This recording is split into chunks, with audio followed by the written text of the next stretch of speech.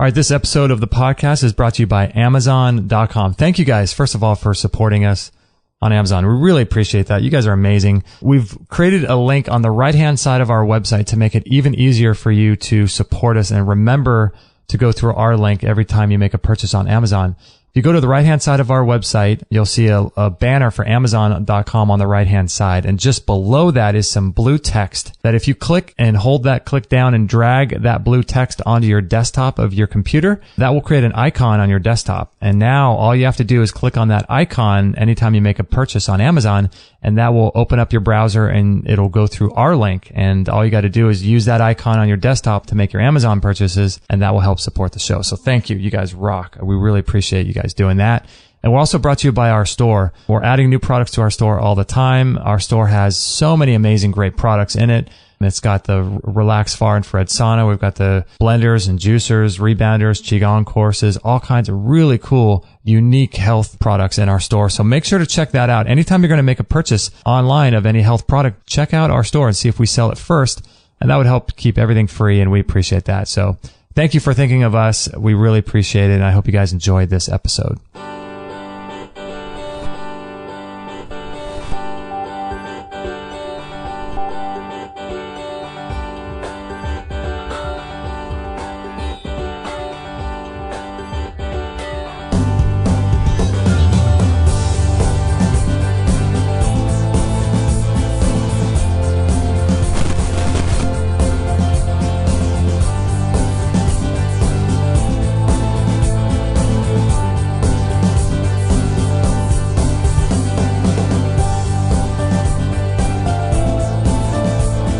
See if I can turn this microphone on. Hopefully that's working now. Yes, it is working.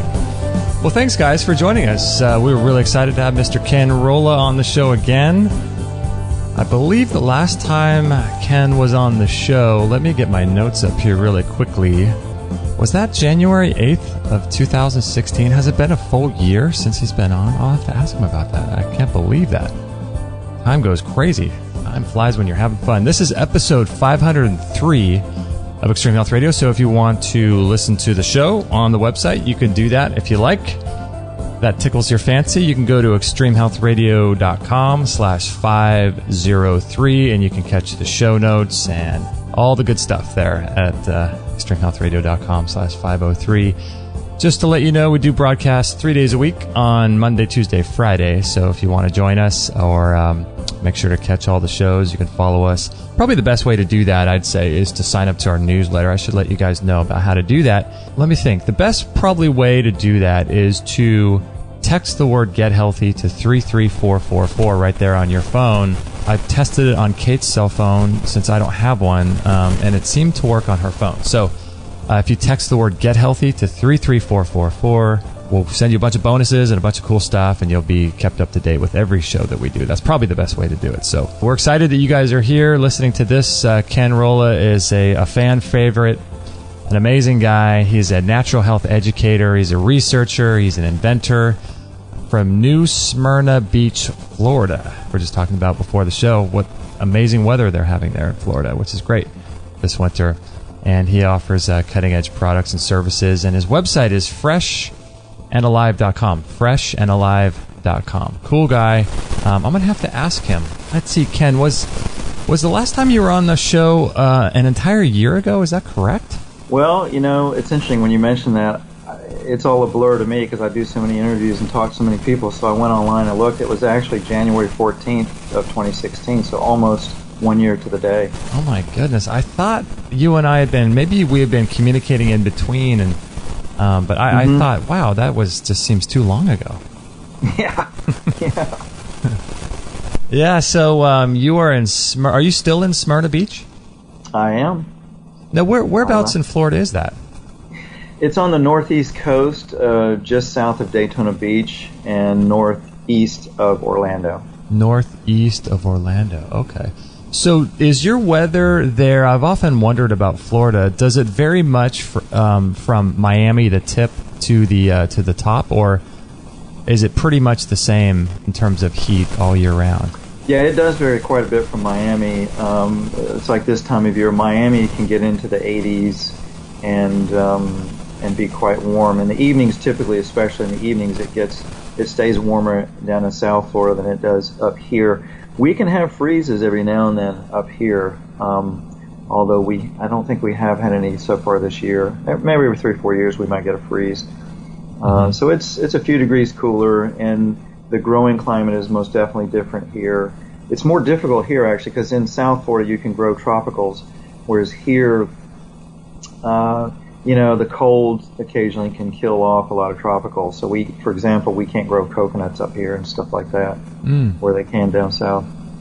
Oh man, coconuts! Wouldn't that be a dream to have a few coconut trees on your property? Yeah, I've attempted it, not in recent years though. I might actually be able to get away with it now, because back when I attempted it years ago, I wasn't feeding my plants ormus, and I didn't have all the scalar technology around that I have now, so it might actually fly these days. Wow. So what would that do if you were using ormus and scalar technology? What would that allow in the soil to happen in order for something like a coconut tree to grow where you are? Well, the ormus raises the energy in the plant, and it makes it much more robust to hot, cold, bugs, stresses of any kind. And so it's just much more cold or heat tolerant with feeding them ormus. And then the scalar stuff will do the same thing. It's a field that the plants actually will take that energy, convert it into their matter that they're composed of. And so that strengthens the plant as well, and it increases the growth rate. So combine the two, and it gives you a significantly larger plant. I'm actually going to post some pictures from in my greenhouse, because we've got tomato plants growing in our greenhouse 10 feet tall, and they're just loaded with blossoms and fruit. And it's because we feed it ormus. Wow. And also it's surrounded by these scalar wave devices I have. I've often wondered about that myself with doing things like that. I remember listening to something a long time ago where someone was talking about, it's so hard to remember where information comes from, but he was talking about growing orange trees in Michigan in the winter, and he was able to do it because he was using all of these rock dust and ocean minerals and these types of things. And I often wonder, in the same way that lugging superfoods from Tibet to California is not natural because it's not necessarily local in your environment, but there's still health benefits from that. Do you think there's any ramifications in terms of things being natural, growing a tree where it shouldn't be grown? Oh, absolutely. Your environment grows the plants with the chemistry and the energetics specifically for physiology in your area. It's like here in Florida where it's warmer. There's a lot of plants that will aid the metabolism in a warm climate. Whereas in a colder climate, for example, you have the need for higher calorie foods like nuts and seeds, and in the wintertime, and then also in the wintertime in colder climates, parasites and pathogens tend to get killed off more than they do in warmer climates. So you tend to have plants growing in warmer climates that can kill off parasites in the body. So they're very much, and then of course seasonally, eating seasonally, it's like we have strayed so far from living in connection with nature, with the cycles of the sun and the moon and the seasons. We don't eat seasonally anymore, and we don't eat even with the cycles of the sun and the moon on a daily basis. My grandmother, for example, she grew up doing that, and she lived very close to nature. She grew all of her own food. Oh, wow. And she would do cleanses in the springtime when certain plants were available out. And this is in the mountains of North Carolina where it gets quite cold and it snows. But, in the springtime when the plants would come out, they would eat heavier fatty foods in the wintertime. And then when springtime came around, they would start eating a lot of greens and plants and bitters, bitter greens that would cleanse the body. And, it was just tradition that was passed on from generation to generation. But she lived very much with the cycles of the sun and the moon. Even though they had electricity, she was up in the early morning milking cows and, tending the land. And by the time you're done doing that kind of stuff, when it's dark, you're ready for bed. Yeah, you're tired. So it definitely makes a difference. With that said, it's hard to say. It's not that, say, drinking orange juice in Michigan in the wintertime is bad for you or anything like that, but it definitely you get better results when you're living with the cycles of your natural environment and eating the plants native to your area. Yeah, it's interesting because you can, I guess, artificially grow a coconut tree, coconut palm, in Michigan, if that were possible, using ormus, scalar technology, and all these kind of souped up technologies that we have today. But I wonder if you were to compare, a coconut tree or an orange tree in an unnatural environment like that, grown with awesome technology, versus, comparing it to one that actually just grows in the wild in Florida and Miami. I wonder if there'd be any significant difference there. That'd be a good experiment to try. I would suspect it would definitely be better nutrient levels in Florida, because if you're in Michigan, even with all these technologies, you'd still have to grow it in a greenhouse, and it's going to affect the lighting and the sunlight and scalar waves coming into it. So I would suspect you would. And of course, it's always best growing in soil, outdoors, in nature, under the sun, under the moon, with rainfall coming down, because there's a lot going on with plants that we don't realize. It's like just the hydrological cycle of the earth. You've got water from the atmosphere that comes raining down and it washes across plants. Plants are antennas for this scalar energy, which we can talk about, coming down from the cosmos and up from the center of the earth. And so their root systems are actually antennas for this energy coming from the center of the earth. And then the plant itself is an antenna for the energy coming down from the cosmos. And when water washes across the plant, it treats the water homeopathically, and it structures the molecule clustering of the water, which has a beneficial effect for living organisms when they ingest it. And then, of course, it passes down through the soil, and it continues on through the cycle. So there's a lot going on. There's a lot of quantum properties going on in plants. Photosynthesis is a multidimensional quantum process. It's not just simple chemistry going on. There's energetics with interdimensional energy, what scientists are calling scalar energy. And so there's, you've got to consider all of that when you're growing. Yeah. It's interesting, too, when you're talking about growing in greenhouses, and although they're extremely helpful for being able to yield crops and food and things, but I often wonder with greenhouses, like you said, the plants themselves are antennas for this, and when you put them and you cut them off from the celestial bodies and from the atmosphere and things, I wonder if there's any sort of correlation to humans living in houses and being cut off from nature and the wind and the air and the naturalness of life. Oh, absolutely. There have been many studies done showing when people are outdoors, for example, the colors of nature will actually, they go into the eyes and they can heal the glands and trigger the hormones in certain ways. John Ott did a lot of experimentation back in the 60s with light and full spectrum light. He was actually a cinematographer for Disney, and he was tasked with filming time-lapse photography of plants growing for these Disney films that they were making at the time. And there were some plants that he just could not get to grow right for the films until he learned about spectrums of light and using full spectrum lighting or certain spectrums of lighting for certain plants. And so he wound up developing technologies for human beings because he discovered that full spectrum lighting was very beneficial to human beings and to plants. And he developed what's called the OTT light now, OTT. So there has been a lot of study of that done, and most definitely when you're out under the sun and the moon and the cycles, the natural cycles of the sun and the moon, all the different kinds of energies coming down from them, and of course, if the air wasn't polluted, the oxygen out in nature is going to be more beneficial than what's inside of a house with all the off-gassing and stuff.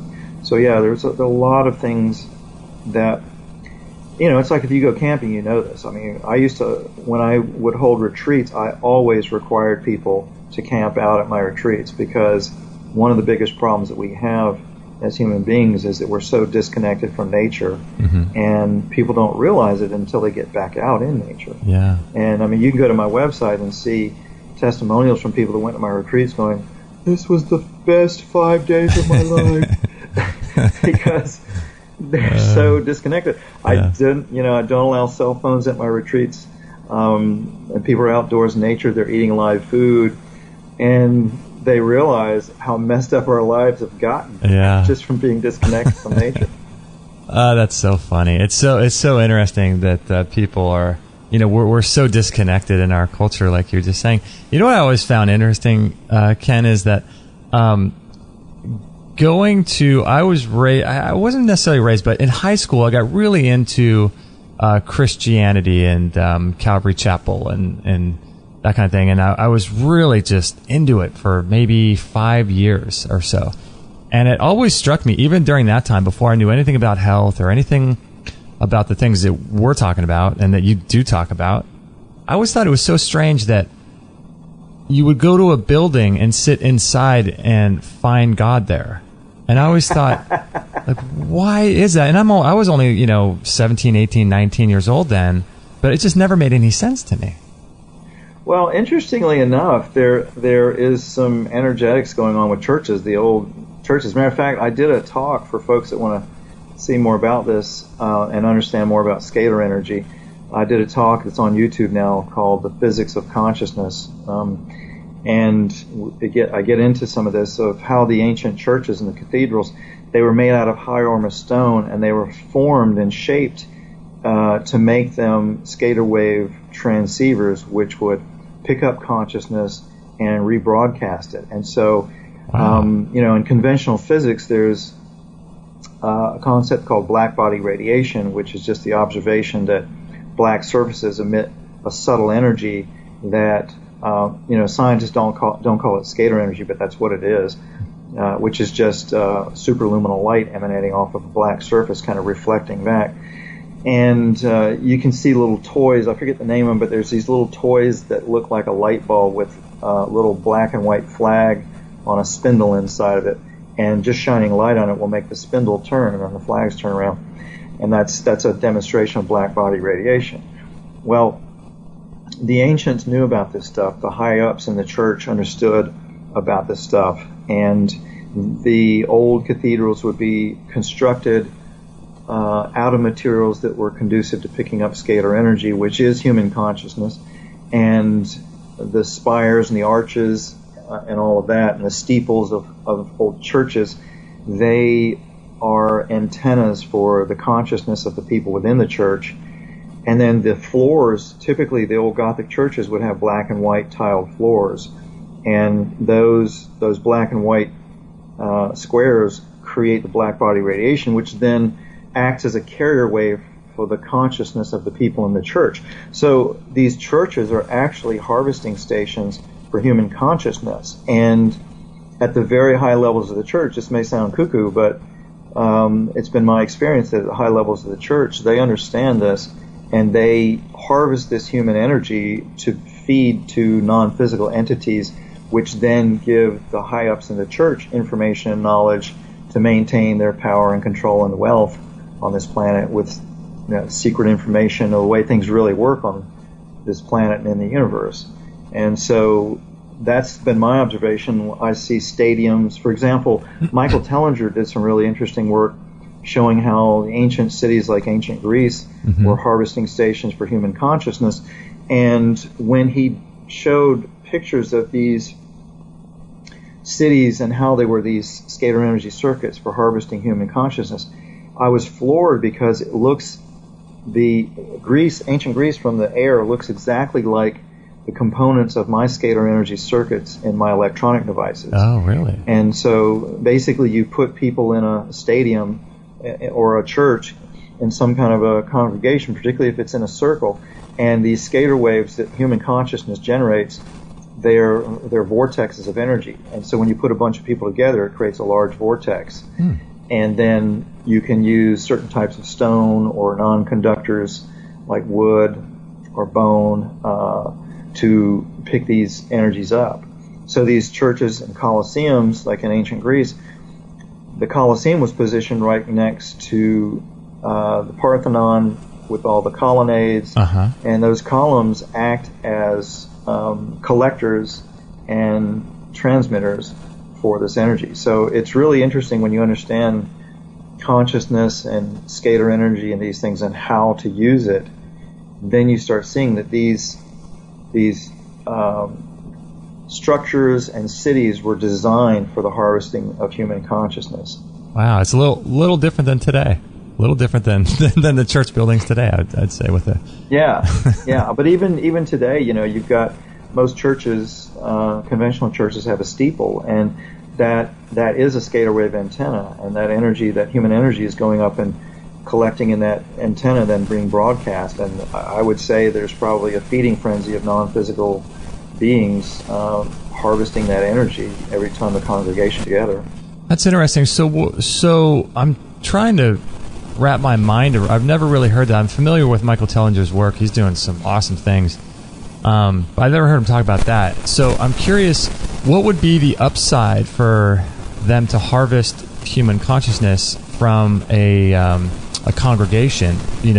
The people going in, do they know what's going on, or only the higher ups in the church, or what are your thoughts on that? No, only the very high ups in the church, in my experience. Most people within religions, if you look at the ceremony and the symbology in religions, most of the people in the churches have no idea what the symbology is other than what they're told. But people high up in the church, at the upper echelons of power, they know the real power. They understand the symbology and what's really going on and utilize it. And the upside for them is that, if you've ever done meditation, anybody who's a regular meditator knows, you can come in contact with consciousness that's non-physical.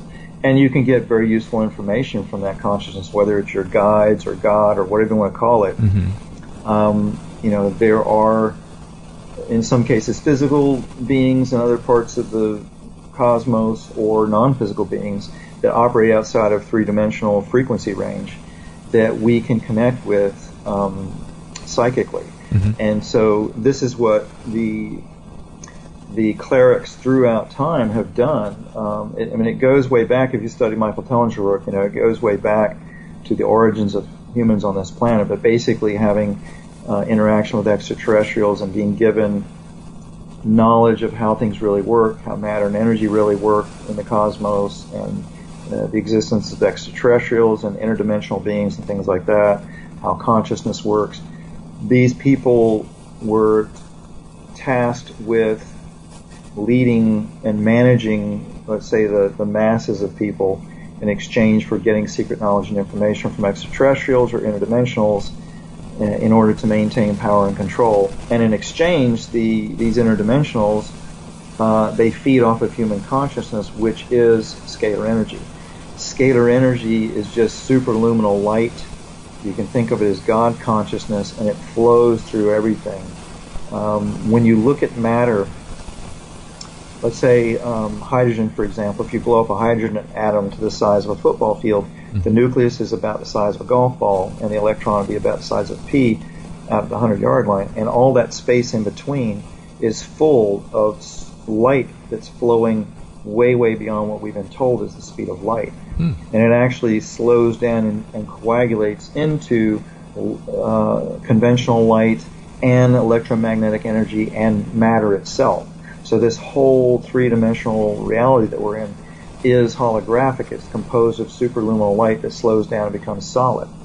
And so consciousness, this scalar energy, this superluminal light, it is consciousness.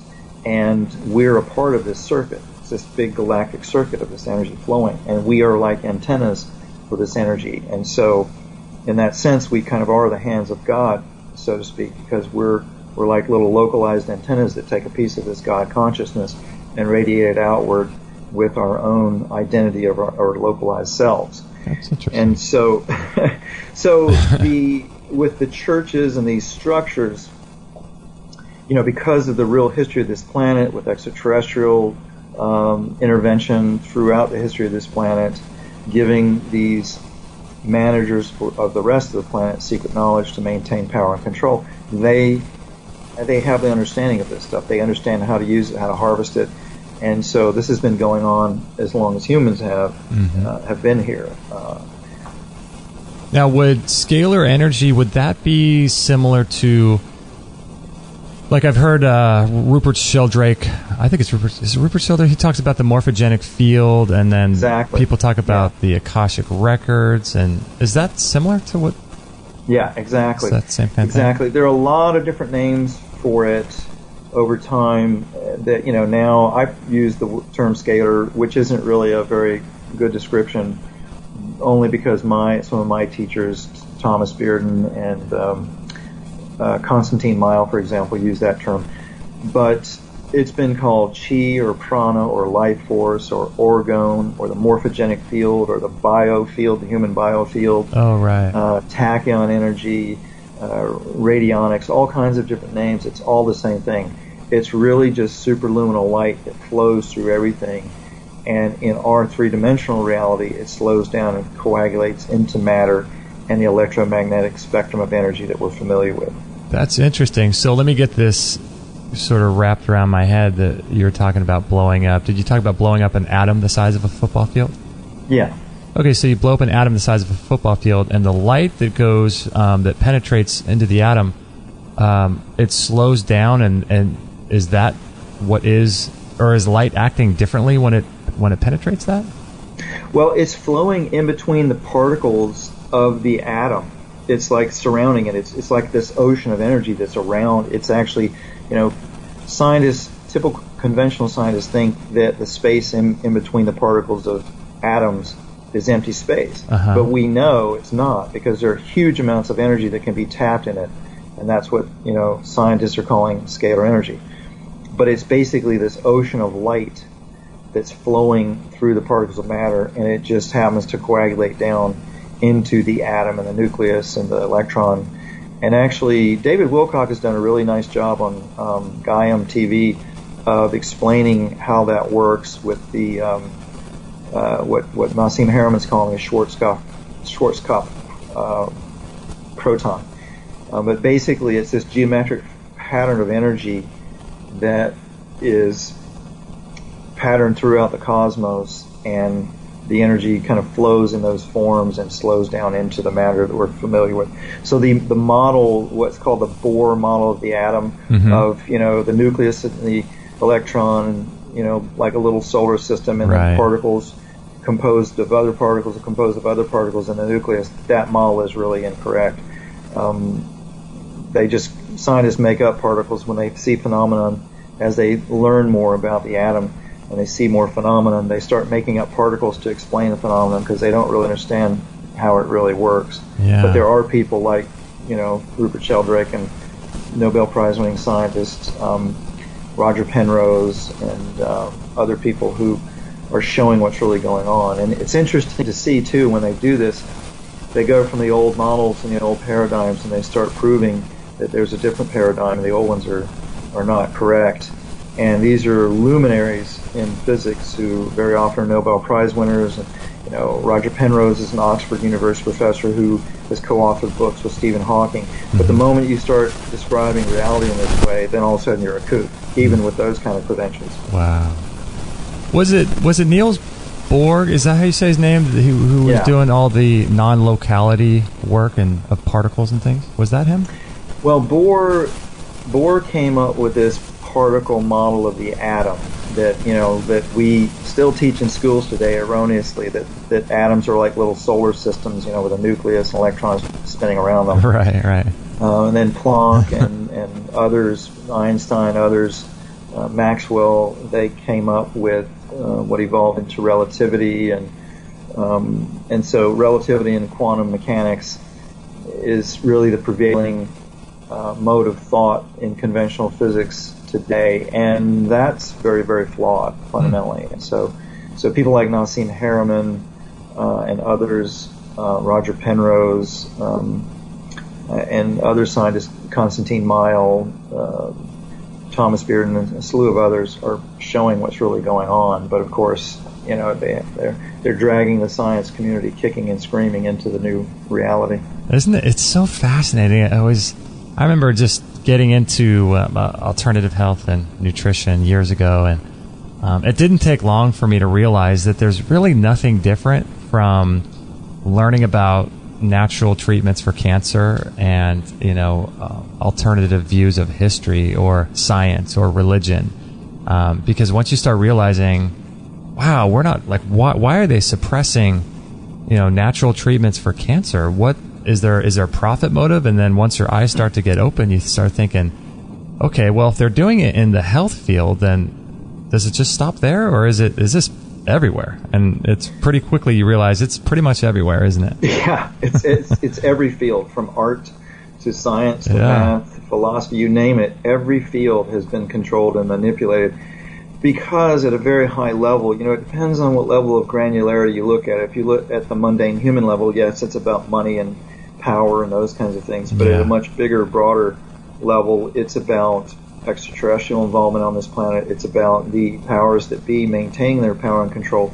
And when you start, for example, if the mainstream scientific community understood this advanced scalar physics and the real nature of matter and energy, then that would immediately destroy the nuclear industry, the nuclear weapons industry, the energy industries on the planet, because you would have free energy, you wouldn't have a need for nuclear power or nuclear weapons. You could neutralize nuclear weapons and nuclear radiation, and on and on and on. And so the powers that be who understand the advanced physics, they keep it sequestered to themselves.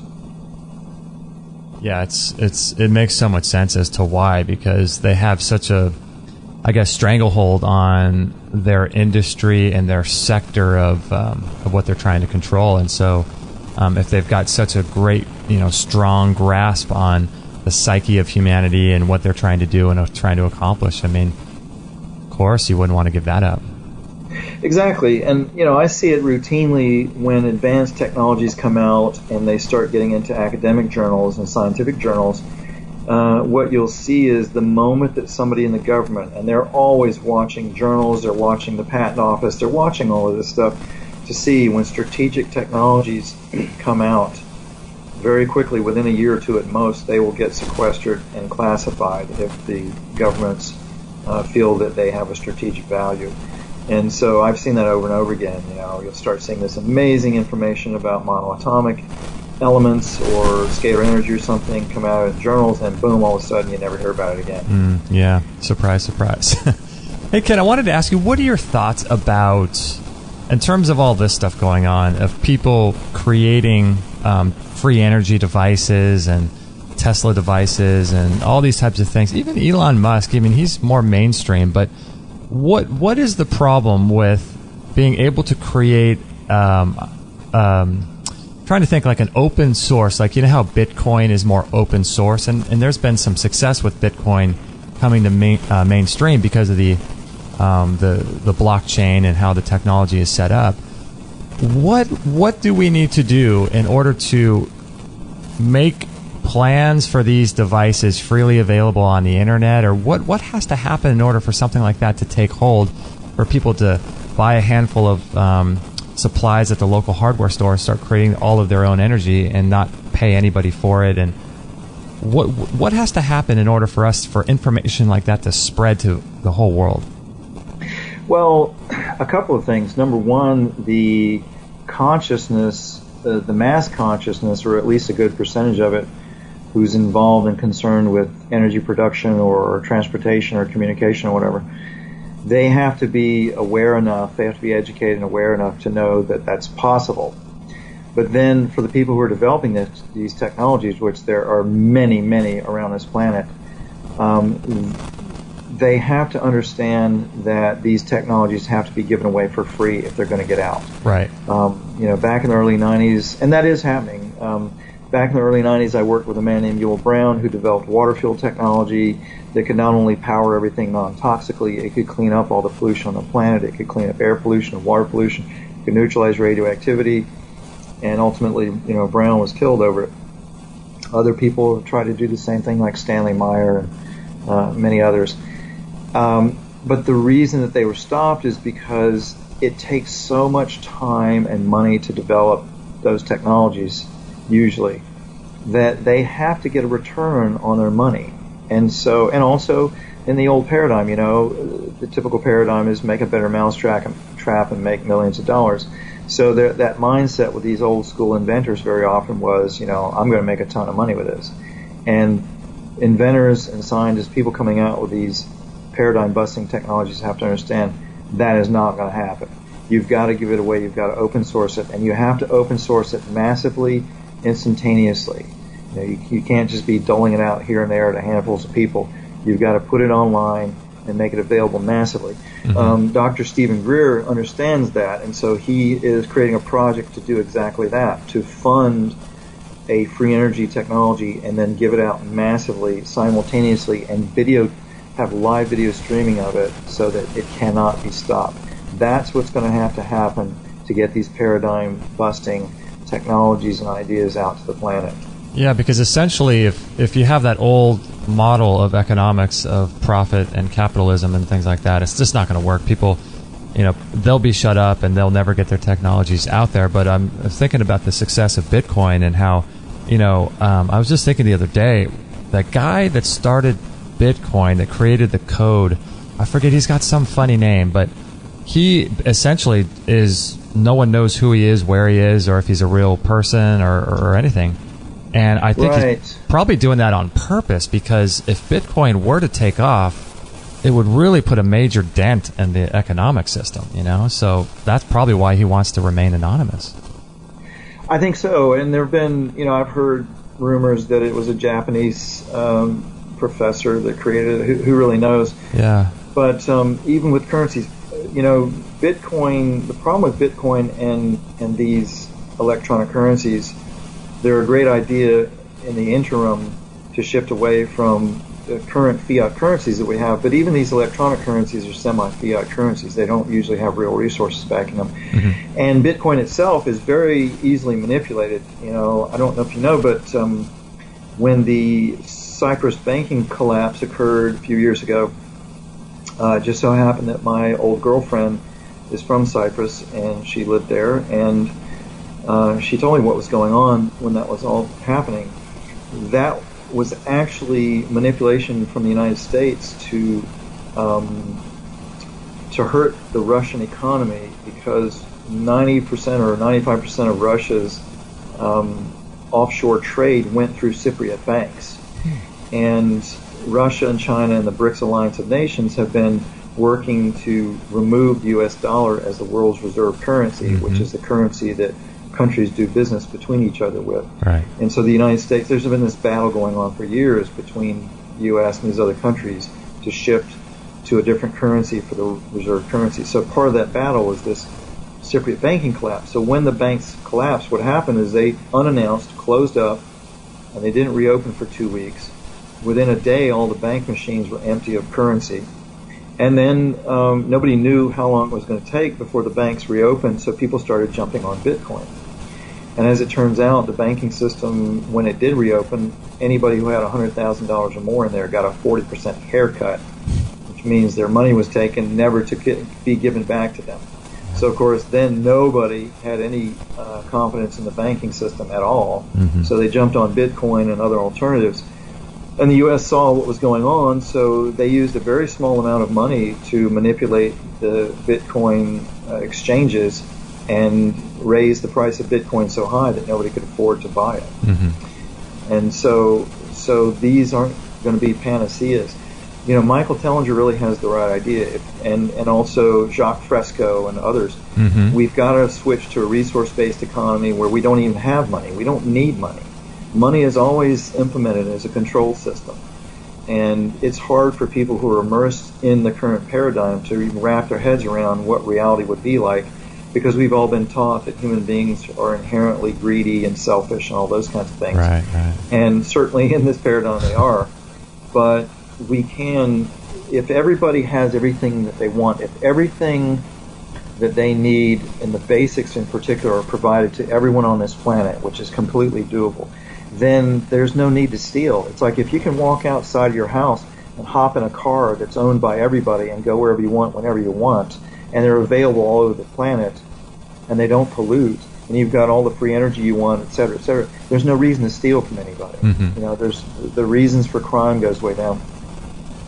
And so Michael Tellinger's message is extremely important for this planet, because we've got to start changing our consciousness around this programming, this lack programming, this death economy programming, and this fear-based programming, and start looking out for each other, and start, for those who have technologies that can improve things, get them out. I've been doing that. I do a lot of things behind the scenes that I never talk about publicly because I can't. Right. And there are tons of people doing that. There are lots of people that are doing things behind the scenes to stop the madness that's been going on this planet for so long. But we've really got to shift our programming, and that means doing healing work and dealing with emotional issues and dealing with programming in the unconscious mind that is self-destructive or not serving you. That's the root of it. That's the real root. And Tellinger's started that whole Ubuntu movement, didn't he? Isn't that like a political thing that he's doing? It's a model for a new way of living, based on a resource-based economy and contributionism, where people form communities and they willingly give of themselves and their services and their talents and abilities in exchange for living in a community where you don't need money. And everything works well when you do that. I've lived in communities like that, and it's mind-blowing. People can't imagine. It's like paradise. And there have been many attempts at that, even in the United States. There was a commune back in the 60s, I believe it was, 50s and 60s, called The Farm, that was an intentional community that started. It became very large, thousands of people, and it was so successful that the U.S. government stepped in and attempted to sabotage them. And the reason being was because they didn't want people modeling that model. They didn't want people copying that model. No. They want people to be controlled and to be harvested and fed off of, through the monetary system. People don't understand very often what money is. Money exchanges people's real energy and effort for a medium that can then be traded. And so through the financial system, through the charging of interest and the entire financial system, taxation, and all that kind of stuff, that real effort and energy of real human beings is being harvested away from them and funneled into the handfuls, the hands of a very small group of bankers. And so we've got to understand, you can't play the game if you don't understand it. So people need to expand, and they are. People are waking up because of the internet and understanding how things really work on this world. And once we understand that, we can break that paradigm when you've got people, new thought leaders like Michael Tellinger and yourself, myself, a lot of other people showing the way. This is what we've got to do. I couldn't agree more. And Ken, really quickly, I have to go to the little boy's room here. Can you hold on the line for a second for me to go to the bathroom? I have to say, I have been absolutely loving this product by Tristan Truscott and Peter Ragnar called Good Morning, Good Evening Qigong. If you want to listen to the interview we did with Tristan, you can go to extremehealthradio.com/127. And Qigong is a great way to de-stress the body. And as you know, there's a huge component to disease caused by stress, and stress is a huge factor in how we live our lives and the amount of energy we have and the amount of vitality we have. And so, Dr. Shade, what do you think about Qigong? People come to me and they're really sick and they got this blown out neurological system and all this toxicity, and I tell them, you need to do Qigong, Tai Chi, you need to do these things that settle down and restore your neurology, because it puts together all the parts. It puts you back into that state where you can start to detoxify.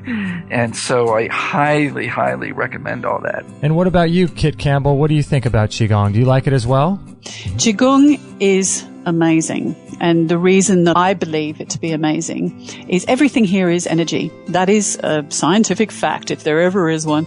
So when you're practicing Qigong, you're actually drawing energy into your body. Your intention, whatever your intention is behind any action, will determine the level of energy, type of energy that you absorb into your body.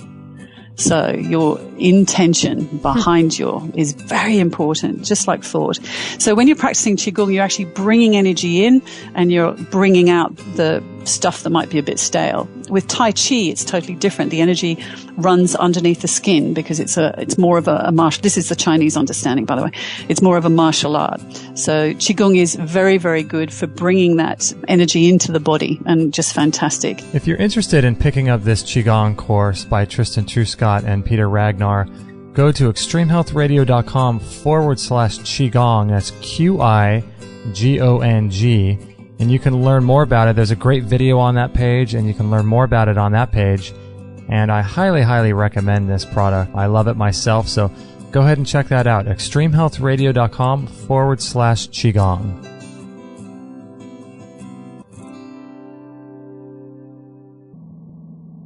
Hey, Ken, are you still there? Yes. Excellent. Hey, you mentioned Jacques Fresco a few minutes ago. I'm curious, is he still down doing the Venus Project down there? Is he still alive? He is. He's almost 101 years old. Wow. This March will be 101. He's losing his memory and brain function a little bit, but he's still alive and kicking. Man, that's an example right there of a guy that is so passionate about what he's doing. And how cool is it to be 101 years old and still working? Yeah, he's a brilliant guy. He's amazing. I went down and visited him maybe a year ago before his 100th birthday, and he's just a really awesome guy, a brilliant, brilliant man, of course. Uh-huh. And his friends are carrying on his legacy as well, helping to perpetuate it, once he's dead. Because we need that. We need that kind of vision for a resource-based economy that he has shown us, and that's got to get spread. Mm-hmm. Yeah, I think people are waking up. It's so interesting because I never really know why did they allow the internet to come forth? Because I guess with there's always a push-pull, so there's always a benefit and there's something that's taken away. And so I guess in lieu of being able to monitor people and to be able to keep tabs on people and disseminate what I would consider to be fake news and fake information to people through the use of something like Facebook. The downside for them, but the upside for us is that people are waking up. And I wonder, did they know that and they were just willing to take that chance? Or in my mind, they could have not known about that, right? Well, there are different levels of awareness, and the people a lot of times that implement these systems are not aware of the bigger picture. I know I was an IT manager back in the 80s and 90s, and when the internet was being proposed, when the internet protocol was being proposed as a standard networking protocol, nobody in IT wanted it as a networking protocol because it's extremely hackable and very unstable, and it's clunky. It's a really stupid implementation of a networking protocol, right, compared to the other ones that were on the market at the time. There were, private companies had fabulous networking protocols that work much better than internet protocols. Just nobody could settle on the protocol because, if you did settle on one from a private company, then they're going to make all the money. And right. So DARPA came up with this internet protocol. People started adopting it because it was the only standard that anybody could agree on. And it was really lousy in the beginning, but I don't think that the level of consciousness that created it at that level was aware how it would empower people. I'm sure that, certainly they understood that it could be used to spy on people. I don't know I suspect maybe people at the very high echelons of power understood that ultimately it could become the Internet of Things, where your refrigerator and everything you own is spying on you, right, through this network. But I there's different levels of awareness. It's like when I worked in the corporate world. I worked at one place 10 years and never knew that it turned out until the last 6 months I was there that there was a secret political PAC that our company was contributing to, and illegally, privately. And there was also 6 CEOs of some of the largest companies in the state that were dictating policy for healthcare policy for hundreds of other companies and millions of people in the state. Wow. And So that's kind of how things work. It's like in the military. You have things based on a need-to-know basis, and you have compartmentalization of knowledge and power and hierarchy. Right. And so that is prevalent throughout our population and these organizations. So it depends on who you're talking to as to what they're aware of. Uh-huh. I'm so, with all this information, it's so easy to become someone who's, like a Debbie Downer and, just really all this bad stuff is happening. But, it's so interesting. We go to a well every now and then down in Carlsbad, California. There's a well, and we were getting our water, and I was talking to a guy who was waiting for us to get our water, and we got to talking, and I asked him about water and what he does with it and how often we go there. And this is just some random guy who, eats tacos and takes his family out to fast food. And he was telling me about how he vortexes his water and structures it and plays music to it.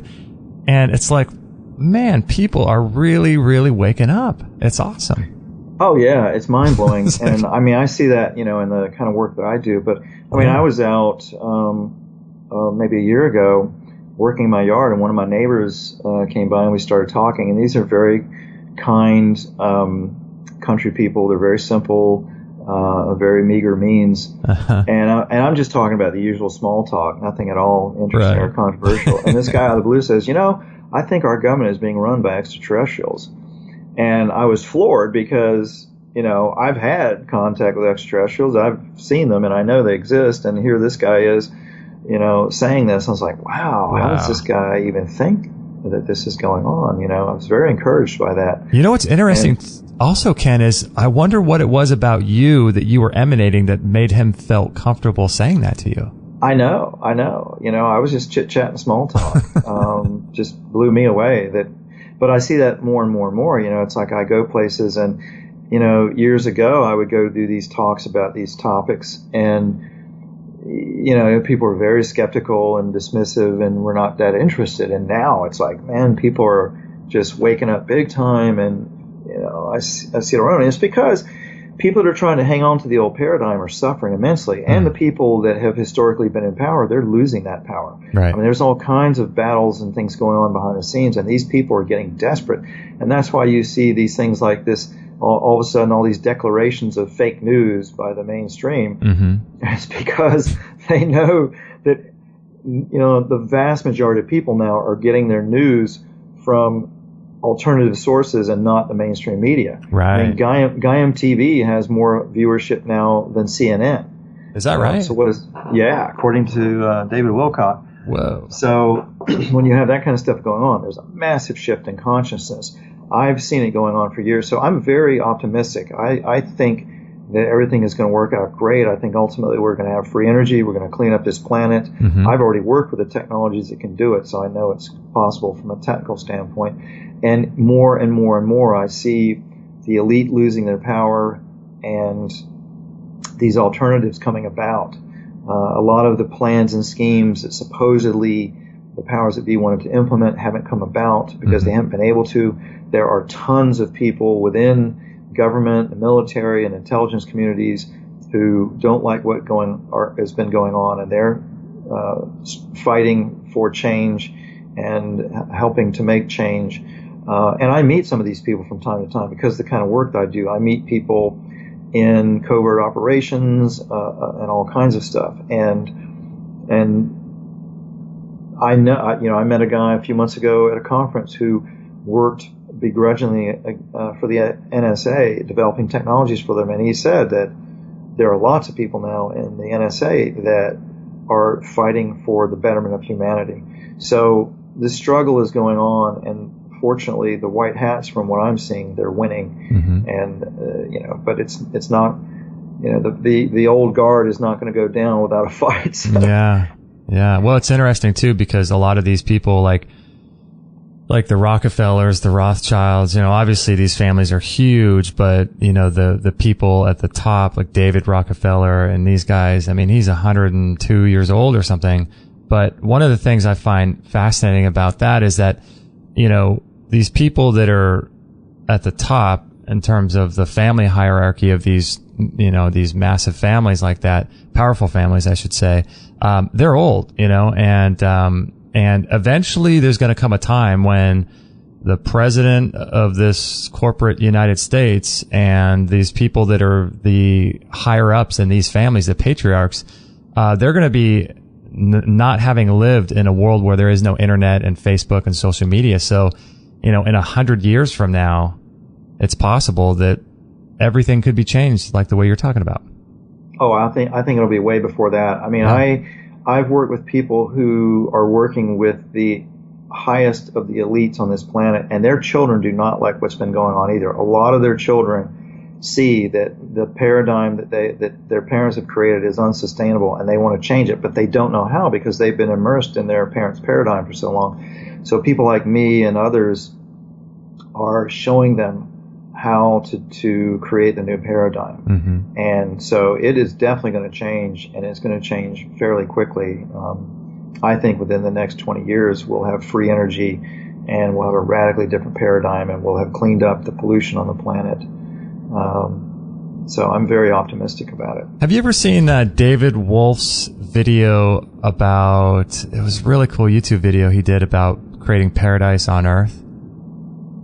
I may have. I watch a lot of David's stuff. Yeah, he's so cool. He did a whole sort of 3-4 minute video, and behind him looks like he's in the woods, but I think it might just be green screen. But he's talking about creating a new sustainable culture and recreating paradigms and unlocking from existing paradigms that are holding us down. And it was really powerful video. But wouldn't that be a great world? A friend of mine, and I really support what he's been doing all these years. He was responsible, really, almost single-handedly for making raw food and live food hip. Yeah. And so, I tease him. I call him Raw Food Jesus because, I went to I think it was the 2008 Raw Spirit Fest in Sedona. And it was funny because all these different raw food teachers that are teaching, and they might have, 50 or 100 people in the audience. David comes up to speak, and it was like the Sermon on the Mount. It was literally on this golf course on this hill, and there's 500 people all sitting around hanging on every word. That's so and I looked funny. at it and went, wow, this is like Jesus in the Sermon on the Mount. So I call him Raw Food Jesus.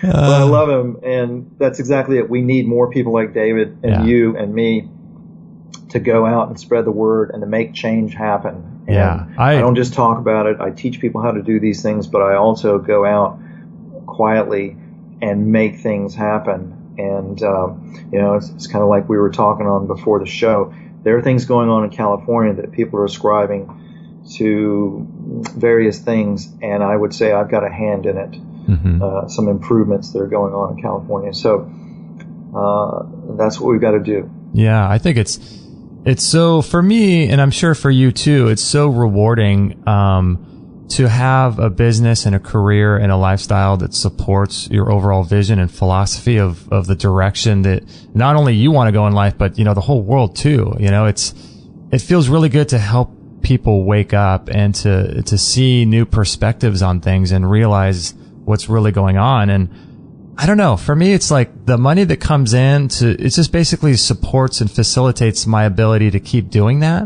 And that's really what I want to be doing. And the money just kind of comes in to pay the bills so that I can keep, helping spread the word and talk with people like you and wake people up. And, it's just, I don't know. It feels so good to be a part of the awakening of humanity, Absolutely. And being in service to others is a lot of fun. It's rewarding. It's fun. It can be profitable, if you want it to be. But ultimately, being in service to others really is being in service to yourself, because what happens is when you're in service to others and you let this energy and love flow to others, then it empowers you. The old paradigm is to clutch and hang on and hoard power and hoard power and resources. But the sustainable long-term paradigm is when you get power is to share power. Mm-hmm. And when you empower others, that empowers you, and then everybody has more power, including yourself, instead of hoarding. Ultimately, if you hoard it, you will self-destruct at some point. Yeah, it's similar to, the explosion and the implosion technologies of how to create energy and things, you know, the explosion, you're exploding and applying fire and heat to dead resources, and the implosion, you're creating energy from nothing with no pollution. It's sort of the same thing as that, where, you know, you're helping to empower people, and you're sharing the resources that you get, and other people benefit, and it becomes a self-perpetuating thing instead of, you know, hoarding like you're talking about. Precisely. Because what you're talking about is the flow of consciousness, the flow of energy. And when you hoard it, you block it. And then ultimately that's going to cause a backup that's going to cause you problems. It's like, you know, you're talking about energy production. Implosive force always is non-toxic, whereas explosive force always has toxic side effects. And just having that understanding of a fundamental can shift the whole paradigm to make it sustainable and non-toxic and beneficial. It's the same thing with consciousness. Consciousness is just another form of energy, and it has to flow, it has to spiral, and it has to radiate outward. And if you start blocking that up, you're going to have problems. Yep. Are you familiar with Gaia? I know you mentioned Gaiam. I used to have Gaiam. I think it's Gaiam.tv. I think I used to have that for quite some time. But then people are talking about Gaia. Do you know anything about that? Is that it used to be GaiamTV.com, and they changed their name just to Gaia. And so now their website is Gaia.com, but it's one and the same. Oh. They've actually interviewed me, and I think they have some of the best programming anywhere in the world, because they've got, you know, David Wilcock with his incredible wisdom and knowledge on his show, his weekly show called Wisdom Teachings. And he's explaining a lot about how the universe works and what's going on the planet. And then he's also got another show with Corey Goode called Cosmic Disclosure, where Corey Goode is this secret space program whistleblower who's coming out and telling what's really been going on with space technology and space programs and extraterrestrial involvement on this planet and all kinds of stuff. And on and on and on. I mean, the health-related things. They interviewed me, for example, on how to clear chemtrails out of the sky. You were on with Regina Meredith, is that right? Yes, on her Healing Matrix program. She's an amazing, amazing woman, too. I mean, all the people at Gaiam are amazing people and, you know, just brilliant people themselves. And so they know what information to pass along, and they know how to ask the right questions to bring the best out of people. It's just incredible. Yeah. She used to have her own, I think, talk show. I think she was a former news reporter at one point, but then, right? Is that right? Yeah, she was a mainstream news reporter, and years ago. And she also was the founder of the Spiritual Cinema Circle, I believe it was. Oh, that's right. Spiritual Cinema Network. That's right. And then they kind of folded that. She joined Gaia, and they folded that into Gaia's programming now. So you can actually go to Gaia.com, and you can watch uplifting movies for a change instead of the dark, negative, fearful stuff, you know, on Netflix or Amazon or whatever. Yeah, man. I consider that a priori, you know, number one is to unplug yourself from that whole matrix of news media. Man, if people just did that alone, even if they didn't replace it with something amazing like Gaia or anything else, man, just disconnecting from all of that stuff. That's precisely. I've been teaching that for many years, you know, how to break your mind control programming, how to break your programming from your upbringing or whatever, is to do exactly that, unplug from all media. And what happens is when people do that, all of a sudden they don't know what to do with themselves. And then that inner voice starts coming through, and they can start listening to that, and that is your best guidance. You know, you've got guides, angels, ETs, interdimensionals, whatever you want to call them. You've got all kinds of other consciousness working with you that can guide you and help you. And that's the whole point of meditation and shutting up and getting quiet, is to let that information and knowledge and wisdom come in. And so that's the path. One of the things that we get a lot, and I'm sure that you know, a lot of people get this too, is that, you know, people will write in and saying, you know, you have all these different people with different opinions and different ideas about food and diet and nutrition. And the thing that I constantly try to tell people is that all of our guests that are on our show, and even me included, we're just an option. We're just an opinion. And the only really opinion that matters is, you know, does someone listening to this really resonate with what you're saying? Then follow that for a while. If that rings true for you. But then if it doesn't, then follow whatever else, wherever your heart leads you. And, and stop looking at people like Ken or me or any of our other guests as sort of these gurus that tell us how to eat and how to live and think. And ultimately, this all has to be upon ourselves, Very, very true. I've always taught that you have to find your own truth. And I mean, I get bombarded all the time with emails. I get a couple hundred emails a day. I get 30, 40 Facebook messages a day. Oh, wow. And people are always asking, what should I do? What should I do? And it's like, find your own truth. Here's some resources. Go find your own truth. Yeah. It's like, yes, you do. It's helpful to have guidance and all that, but ultimately you've got to find your own truth. Mm-hmm. And that's why the stuff that I teach, I know it works because I've learned it from experience. I haven't learned it from reading stuff and listening. I have, learned some stuff from listening to people. But ultimately, I took all of that, I tried it out, and I found what worked best for me. And then later on, I found out what worked best for my clients. I've had thousands of clients, so I've had a lot of experience with it. But ultimately, yes, people got to find their own path and learn their own truth. Hey, Ken, I got a question to ask you. I recently I've been learning about, we were talking about this earlier, about the spectrums of light being outside. And recently I bought one of these red lights that you can get on Amazon. It's like not a full spectrum, but it's a red light. It's like a chicken brooder kind of a light. And like a heat lamp? Yeah, and I've been learning a lot about red light and how beneficial it is. And I've been doing my Qigong with it. I do my rebounder in front of it. I've been doing my meditation in front of it, and I've been using it on different parts of my body, and it really feels like it's working, and it's something is very unique about it. Do you know anything about the red light frequency or spectrum? Yeah, there's far infrared and there's near infrared, and people will debate about which one is better. But yeah, it's interesting. I recently, somebody was trying to tell me to check out some $1,500 far infrared light system, and I looked at it and it was like, it was 4 light bulbs you could get off of Amazon for about $15 each. That's what I got. Yeah. It's so cheap. Like, and the rest is basically a cardboard box, with some lining on it. Yeah. I was like, you got to be kidding me. So there's another realm where you can explore making your own. But yeah, the infrared light, I've used it, and I used to always have infrared saunas on my retreat because it does many things. It opens up cellular metabolism, so cells function better, nutrients get in better, waste gets out better. It dilates blood vessels and capillaries, allows blood flow and lymph flow in the lymph system to flow better, so the body detoxes more quickly and easier.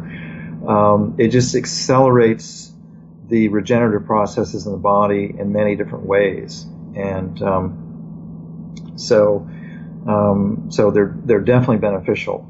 Mm-hmm.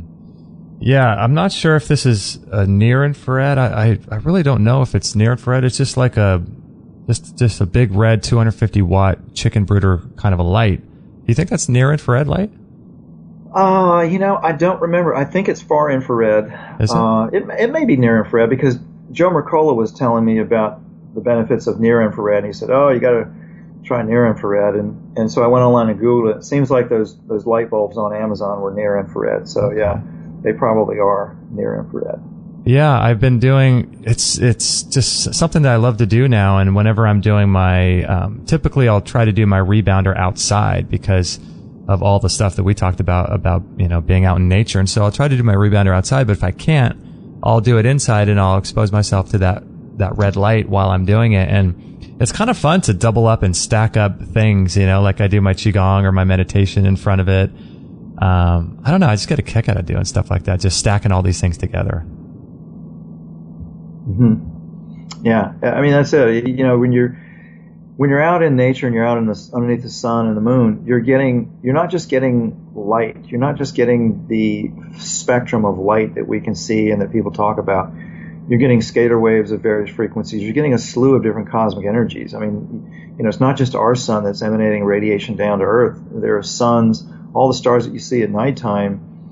Those are emanating scalar waves, photonic energy down to the Earth that affect all living organisms significantly. Mm-hmm. And so there's always a lot more going on than we really think about. But when you're out of nature and when you're living naturally. But we can have modern conveniences and still do that. Right. It's just we've got to change a lot of fundamentals. It's like living in square boxes, really bad energetically. I mean, this is also in that presentation I did on YouTube about the physics of consciousness, the different types of dwellings that people lived in and prayed in and used for ceremony, and they're all scalar wave antennas. From teepees to Tibetan stupas, they're scalar wave antennas. So, and pyramids, when you're inside of them, they are emanating frequencies of energy that are very healing and regenerative to living organisms. What is it about right angles and 90-degree angles that you don't, or even flat surfaces, really, you don't find in nature? Do you think there's something to that where if you're in a square box, like I'm in a square room right now, and it seems like it probably would affect one's ability to be open-minded or to conceptualize deeper issues because of the angles of the walls, do you think? Yeah, it's because electrically non-conducting materials can pick up scalar waves, scalar fields. And, you've got, at the center of the Earth, you've got a singularity that's emanating this scalar energy outward, this God consciousness. It's all part of this galactic circuit. This energy is flowing through the whole cosmos. It's coming to us from the center of the Earth, and it's coming down from the sun and other suns. And so our bodies themselves are antennas that pick it up and capture it and then rebroadcast it into a localized field. And so do structures like teepees or hogans or, other living structures, pyramids and things. They are scalar wave antennas that pick that energy up and create a localized field with it that's beneficial to living organisms, assuming that the structure is, built with the right dimensions and materials. But when you make a cube, it doesn't do that. And so even if you're using the right materials, you can, for example, you could take crystal powders or monoatomic minerals like monoatomic gold, mix them into paint and paint your room with it, and it would definitely enhance the energetics of a square room. But the inherent design of a square room is not going to be an antenna for this God consciousness the way these other structures are, these other shapes. Yeah, that's fascinating. I wonder why that is.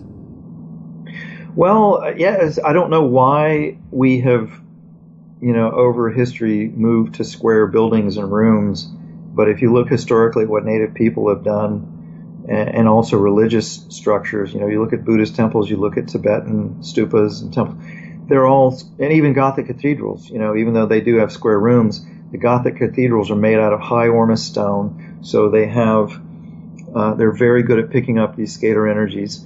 And then they create archways, they create spires, they create columns, and they create steeples in these structures that act as an antenna to harvest that consciousness. Maybe in a different way, and maybe not in a way that's particularly beneficial to people. But that's what's going on. So I suspect it evolved out of that. You also look at some of the ancient structures too. I mean, a lot of them were pyramidal in shape, but then there's a lot of like round, colosseums and places, that were rounded more so than these right-angled squares too. Absolutely, and that creates a scalar wave vortex. I mean, if you look at Mecca, for example, Mecca is a giant stadium basically that can seat, I think, 100,000 people, and at the center of it, there's a big black obelisk made out of a high ormus stone. That is a scalar dish antenna. Wow. So you're broadcasting huge amounts of human consciousness, which is scalar energy, up this spire, which creates a giant scalar vortex, which can have some very interesting effects. I would imagine in that area you probably won't see any chemtrails, and you probably have normal weather for that area. But also, it's a harvesting station for non-physicals. And so when people start to understand this, and this is something I point out and show in different religious structures around the planet in this Physics of Consciousness video on YouTube, when you start to see that, it's like when you buy a car and all of a sudden you start seeing that model of car everywhere out on the roads, whereas before your awareness never saw it. It's the same thing. Once you understand these fundamentals, then you start seeing it all around you and you realize that this is not just by accident. It's by design. Yeah, it's super, super interesting. I know that there's a guy up a guy from Ireland who does a lot of work with talking about different structures around the world, religious structures. I forget what his name is, but he's got a really thick Irish accent. Yeah, it came from observing nature. The ancients all knew about this, and they built structures like the Celtic round towers, for example. Those are scalar wave antennas. They're made out of, for those that don't know what they are, they're these towers that look like a big rook tower. They're just this big round cylindrical tower that comes up out of the ground, and they're buried a certain depth into the ground, and then they stick up above ground a very specific depth or height, and they're made out of high ormus stone. And typically about 15 feet high, depending on the size of these towers, they would have a door on them. And archaeologists didn't understand what they were and theorized that the door was so that people could climb up into the tower and protect themselves from invaders, which is nonsense because any invader could just build a ladder and climb up and burn the door down and get them out. Right. What they really are, they are scalar wave antennas that ground these scalar frequencies into the soil. And when you do that, that charges the crystals in the soil, which, soil is made up of pretty much mostly crystals. And that creates a homeopathic effect on the water in the soil, makes it much more beneficial to the life forms in the soil, including the bacteria. The bacteria then eat more rocks and break them down into more monoatomic and angstrom particles, which plants can uptake. When the plants can uptake more minerals and more monoatomics, they're much more healthy and robust. They grow bigger and stronger, and they have more nutrients in them. Then the animals that eat them are bigger and stronger, so the whole ecosystem becomes stronger simply from putting one of these towers in. Wow. For many miles around. And so that's where the concept of feng shui came from as well. The ancients, particularly in Asia, noticed that in certain areas, the Celts and the other people around the world that built these kinds of structures, they got the idea from observing that in nature, certain areas where there are certain kinds of rock, you would see these benefits. And so in Asia, they started taking these rocks and putting them around in their gardens, and they observed that their gardens grew better with these rocks around them. And then they started bringing the rocks into their homes and placing them around the homes, and they found that their health was improved. And it went from there to, actually creating structures and placing them. But it was observing what was going on in nature and then understanding the energetics of it and then mimicking that we got into pyramids and obelisks and spires and those kinds of things. Yeah, it's really interesting to me, like what you're talking about at the beginning of the show, about just living more in tune with in nature. I think you were saying your grandma or your mom in North Carolina and living close to the land like she was. Gosh, all these ancient people are observing nature and building structures that go along with that. And I just think that, man, if there's ever a time to heed the call and to start spending more time outside and start growing your food and doing things outside in nature, now is the time, Absolutely. Nature is the program that heals us. Mm-hmm. And, people are concerned about being out in nature with all the nuclear fallout coming down and chemtrails and stuff, but there are ways to clear that stuff, and I teach people about it. I teach people how to get it out of their bodies and off their land and prevent it from ever coming down on their land. But absolutely, nature is the program that heals us. And, nobody goes to New York City for retreats to get healed up. They go to places that are calm and quiet, that are relaxing, that are close to nature. So true. I want to ask you about, I have a couple of things I want to ask you about, the hemp paste that I know you've been talking about, as well as your rest shield. Before we do that, do you want to take a couple questions? Sure. Okay. We got one from Shelly, and she says she was recently told that she has high blood pressure for the first time in her life. She says she's 42 and had normal blood pressure a year ago. I refused to let them give me medication, and I've been working on getting it down naturally. I'm listening to the podcast and I'm enjoying it. I look forward to hearing more of them. Shelley. Okay. All right. Well, obviously, Shelley, I can't give out medical advice, but I'll tell you what I would do if I had high blood pressure. And I can tell you what clients of mine have done that had high blood pressure and they got rid of it in just a few days. It's diet. It's mainly diet.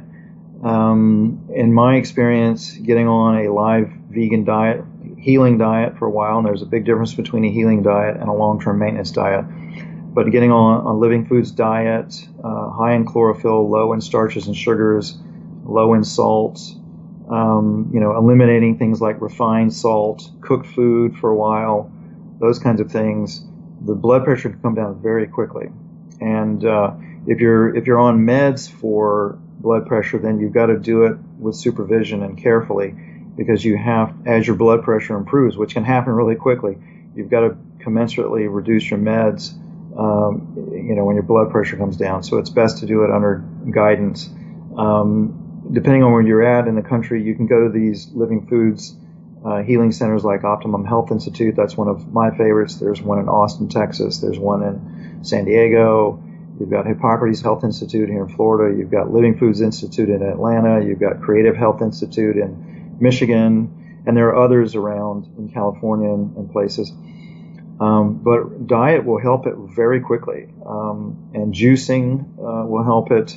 You can get books like Gabriel Cousin's book, Conscious Eating, and Rainbow Green Live Food Cuisine, both by Gabriel Cousins, and also the Detox Miracles Source book by Dr. Robert Morse, M-O-R-S-E.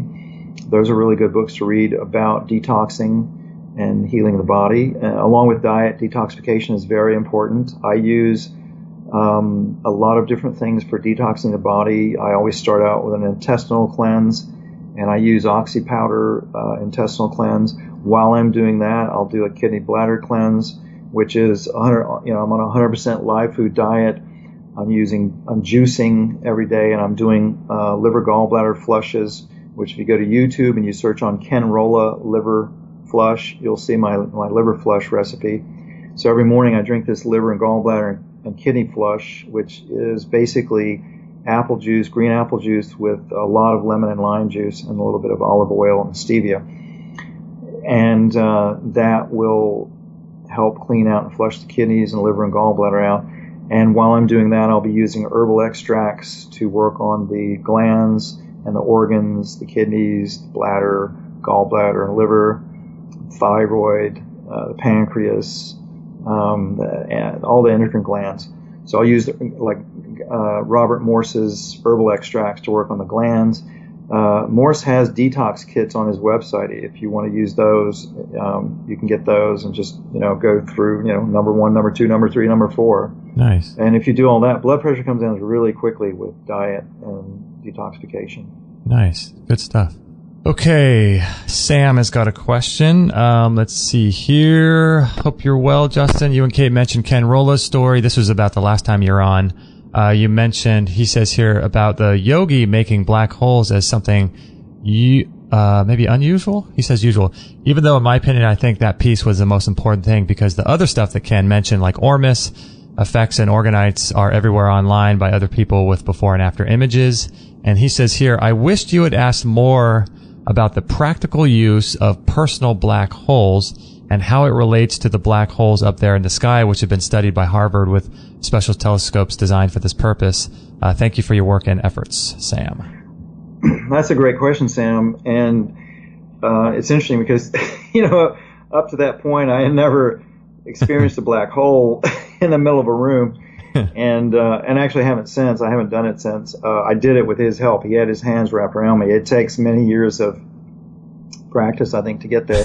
But, you have to keep in mind that the whole universe is a web of black holes, and our bodies are a web of black holes. The acupuncture meridians in the bodies, they are black holes. The brain neural pathways, the ormus in the body, the DNA, it's got black holes throughout it. So, we're immersed in this web of black holes.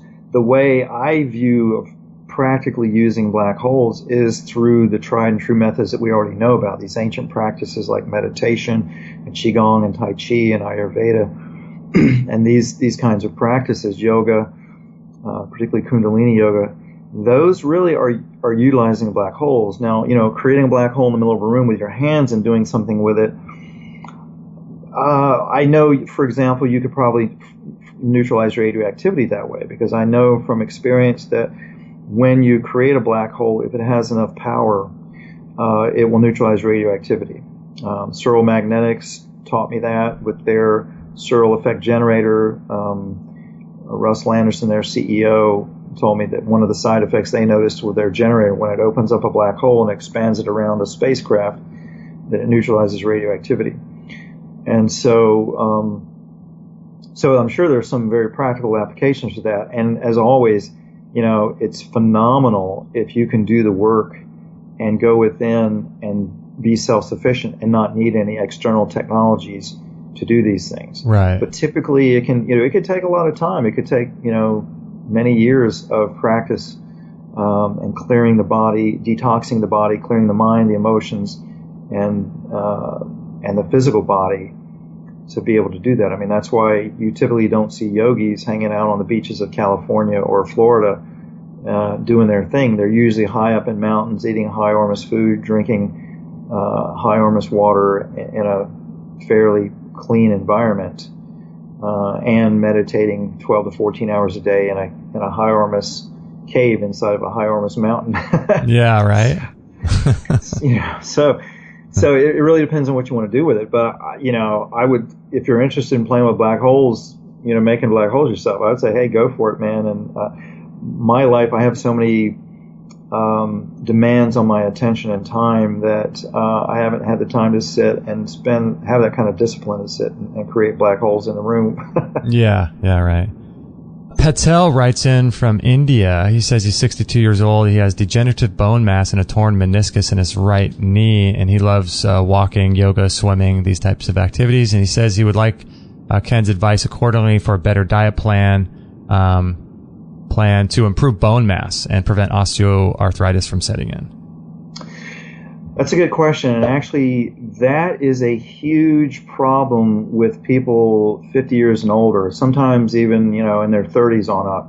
Osteoporosis, bone density, and mineral loss is a huge problem, and ultimately it's what kills people, from degenerative disease, is the loss of organic minerals in the body and the accumulation of inorganic minerals in the body, or calcification. Because when your body calcifies, the cell membranes stiffen up and harden up, and they become less permeable. Then nutrients can't get into the cells, and waste can't get out. Then your lymph system gets clogged up, and then you wind up with some major catastrophic disease. So remineralizing the body with organic minerals that the body can assimilate is key.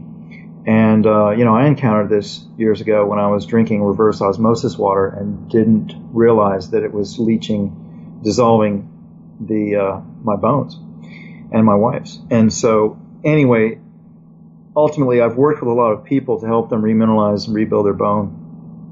Teeth are more difficult than bones, but in general, it's eating a predominantly live food, vegan diet. You can eat some animal fats. I think Weston Price's work around eating some animal fats to help build bone and minerals is valid. I could not do it on a vegan diet fast enough, and so I wound up eating butter and fermented dairy. I agonized over it for years, and I did my best on a vegan diet, but I could not get my bone density up on a vegan diet.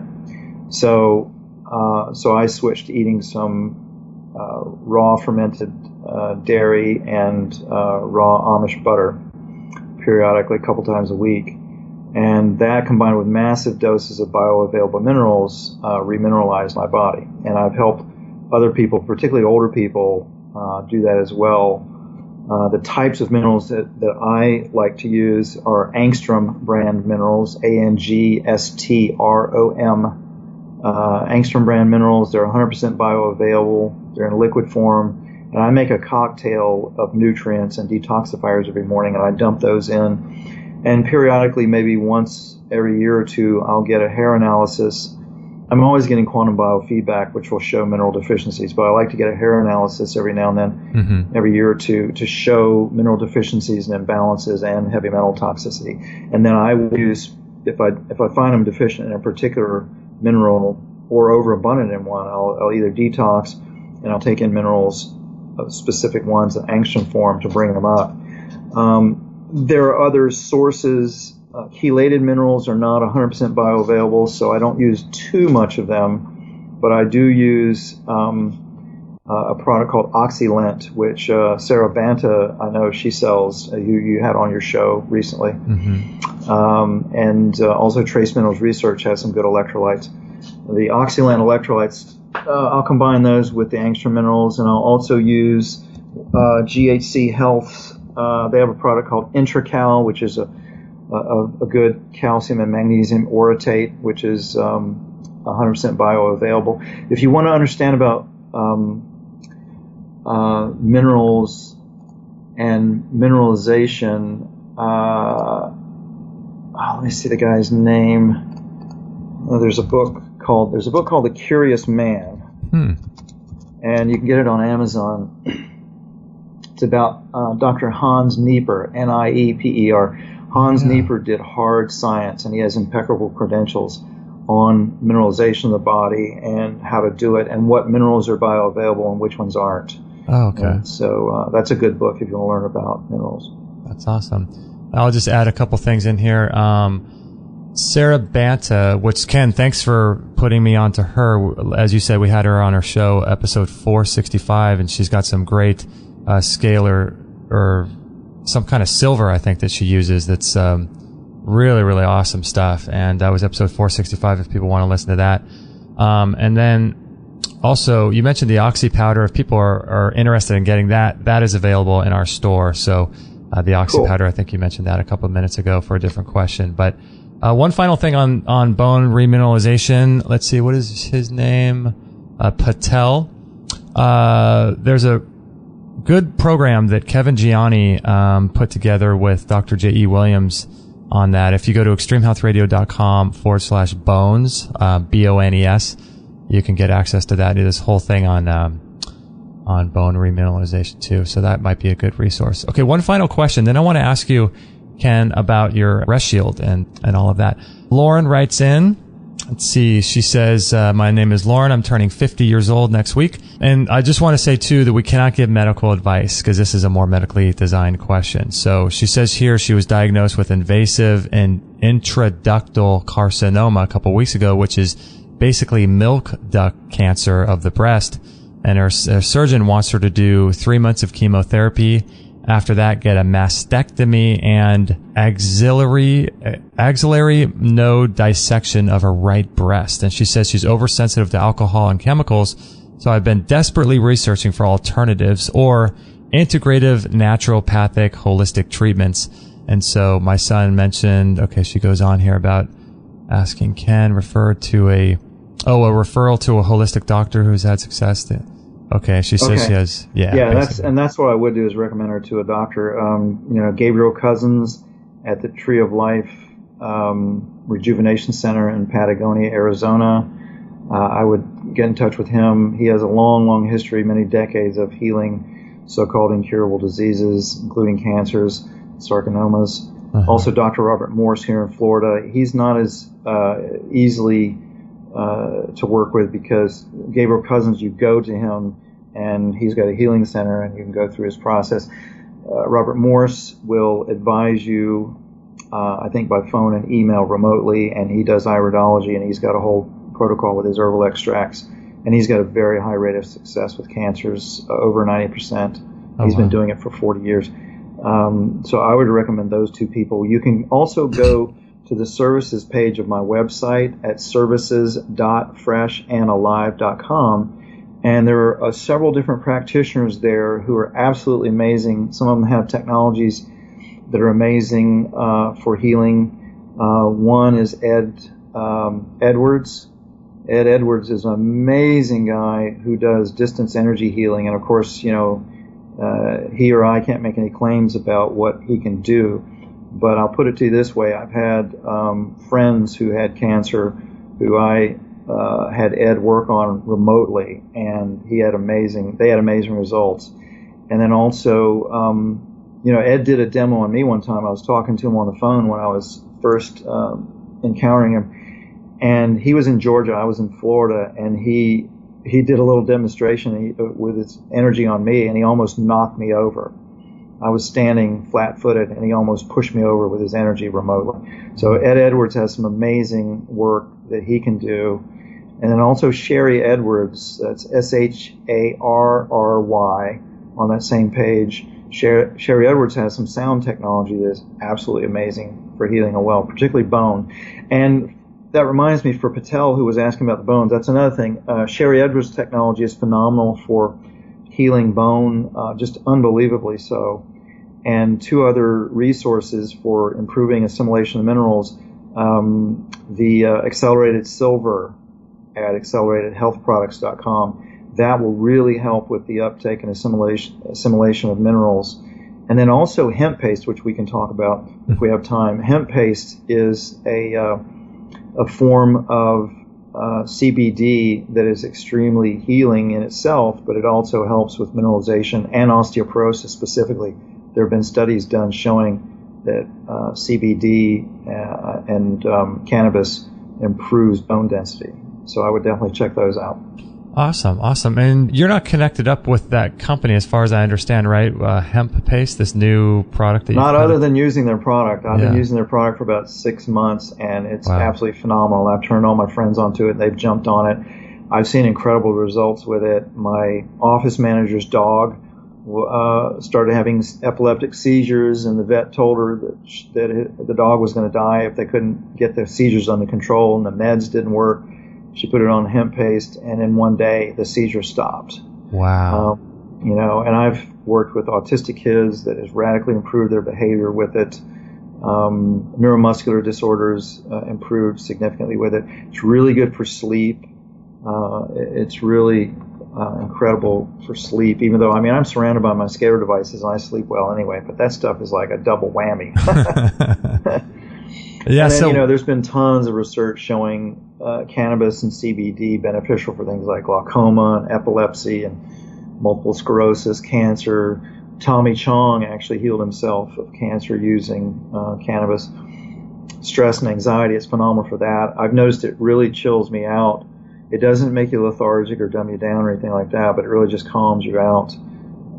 It's been used for autism, hepatitis C, Alzheimer's, Crohn's disease, colitis, arthritis, weight loss, lupus, Parkinson's, diabetes. It's crazy. It's pretty much a heal-all. Wow. And so, from what I understand, I've heard you talk about this company, hemppaste.com. It is the whole plant, right? Instead of just an extract of the leaves through alcohol? Correct. And I've used and tested a bunch of different CBD oils, and they're great. But I found that the hemp paste, because it's the whole plant, works much better and it's much stronger.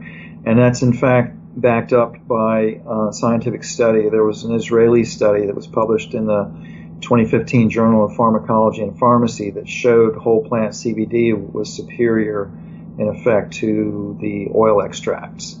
So the CBD oils are great. Some are stronger than others. I've gotten great results with Charlotte's Web and with Sol. Mm-hmm. I think Sol is probably, of the CBD oils I've tried, Sol, S-O-L, is the strongest, but they still don't work as well, in my experience, as the hemp paste. Yeah, and the hemp paste is cheaper. That's interesting. Yeah, I'm looking at their website right now, hemppaste.com, and it looks like you can get 2,000 milligrams plus. Wow. Yeah, and the different amounts of milligrams of CBD is actually that you don't get different concentrations mm-hmm. of the hemp paste. They just give you different quantities. They all have the same concentration. It's just 2,000 milligrams is like maybe a third of a cup of the paste, and 500 milligrams would be maybe a quarter or a fifth of a cup of the paste. And you use very small amounts. Like the size of a green pea, that's about all you need normally. So would something like a paste be able to be used topically, do you think, or is it's only internally? You could probably use it topically. You could water it down with a carrier oil or something if you wanted to. I've never tried using it topically. I have oils, hemp oils for that, but I ingest it. I'm doing probably 6 times the recommended dose. And it was interesting when I first started taking it. I took the recommended dose, this little tiny scoop, for a few days, and it was great, and I thought, well, let's amp this up a bit. So I doubled the dose. And the next day, I didn't want to work. I mean, I was so chilled out and laid back. It's like, I think I want to blow off work. Oh, my gosh. And then I kind of realized, like, why. At first, I thought, well, this may be why stoners, don't want to do much. But it turned out it was actually a cleanse reaction, but it was a really mild cleanse reaction. Oh, wow. And then I started upping the dose to about 5 times of the usual, and I started breaking out all over the back of my body because, I sleep on my back, and when you're sleeping, your body's detoxing. And so this hemp paste would make me detox up to the point where I'd start breaking out, itching on my back. And that lasted for a couple of weeks. I kind of powered through it. And now I take big doses of it, and it just, I just feel good all the time. I don't have any kind of reactions other than feeling good all the time. Is there any THC in that, or is it just CBD? No, that's the cool thing. It's legal in all 50 states. It has less than 0.3% THC. And, people debate about whether it's medical marijuana or hemp or whatever. Mm-hmm. It's hemp that has been cultivated to have high levels of CBD and almost no THC in it. So it has no psychoactive effects. And by law, the 2014 Farm Bill in the United States made industrial hemp legal. And in that, it's called the Federal Agricultural Act of 2014 for anybody that wants to look it up. But it declared that hemp raised with less than 0.3% THC was legal, so that the hemp industry could, make hemp for, whatever industrial purposes. Well, the growers of medical marijuana saw that and started hybridizing marijuana or hemp so that it would have high CBD and still meet the requirements for the THC. And so that's why since 2014, you've seen this explosion of CBD oils and extracts and hemp paste. It's because it is legal. It meets the DEA's, and not actually the DEA, it's the Controlled Substances Act. That's what makes a drug legal or not. The DEA can only declare administrative law, not criminal law, and they cannot. Congress has to vote on whether a drug becomes illegal or not. So recently, probably under pressure from the drug industry, the DEA declared CBD extracts a Schedule I drug, which lumps it into the same group as heroin and LSD and a slew of others. Right. But in fact, that may be a precursor to them trying something shifty, but they cannot make it illegal. Only Congress can make it illegal, and that's highly unlikely to happen because, Congress, state legislatures and U.S. Congress have shown increasingly that they understand the benefits of medical marijuana and hemp. And if it's not psychoactive, they're not going to probably ban it. That might be an interesting product to take. My wife her body has some fibroids, and so I wonder if it would be good for that.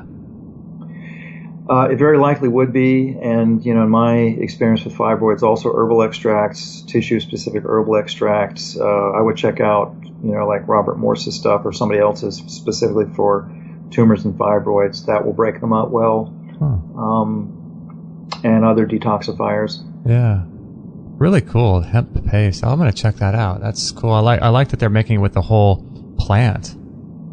Yeah, it's amazing stuff. And you can actually go on YouTube, and if you have access to this kind of hemp, you can make it yourself. The process is called carboxylation.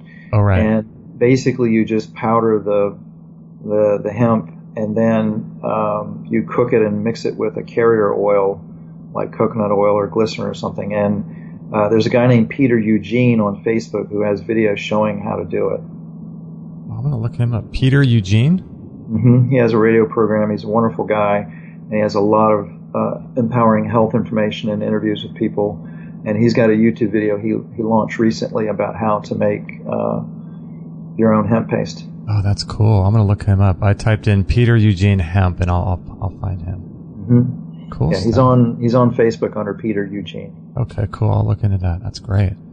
I wanted to ask you finally about your rest shields and the technology. I mean, you were explaining most of the show about the Scalar technology that it uses. Those are still available on your site. Is that correct?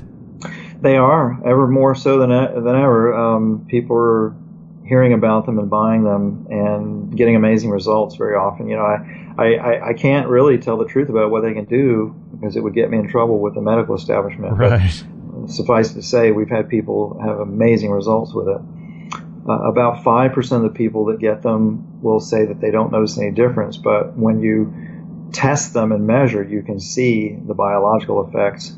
Usually people like that are very disconnected from their bodies and they're suppressing pain sometimes, stuff like that. And so you kind of have to hit them over the hammer before they would notice a difference. But we've seen with people like that very often. We test them and we see that they are getting measurable benefits. That's really cool. So these are these little pyramids that you can put like beside your bed at night, or you can put them in your workspace, or any number of places around your home, right? Correct. They are powered scalar wave generators. They're not just static pyramids. Pyramids and cones are scalar wave antennas that capture this energy coming from the sun and from the cosmos and from the center of the earth. And they're like an antenna, and they rebroadcast it in a localized field.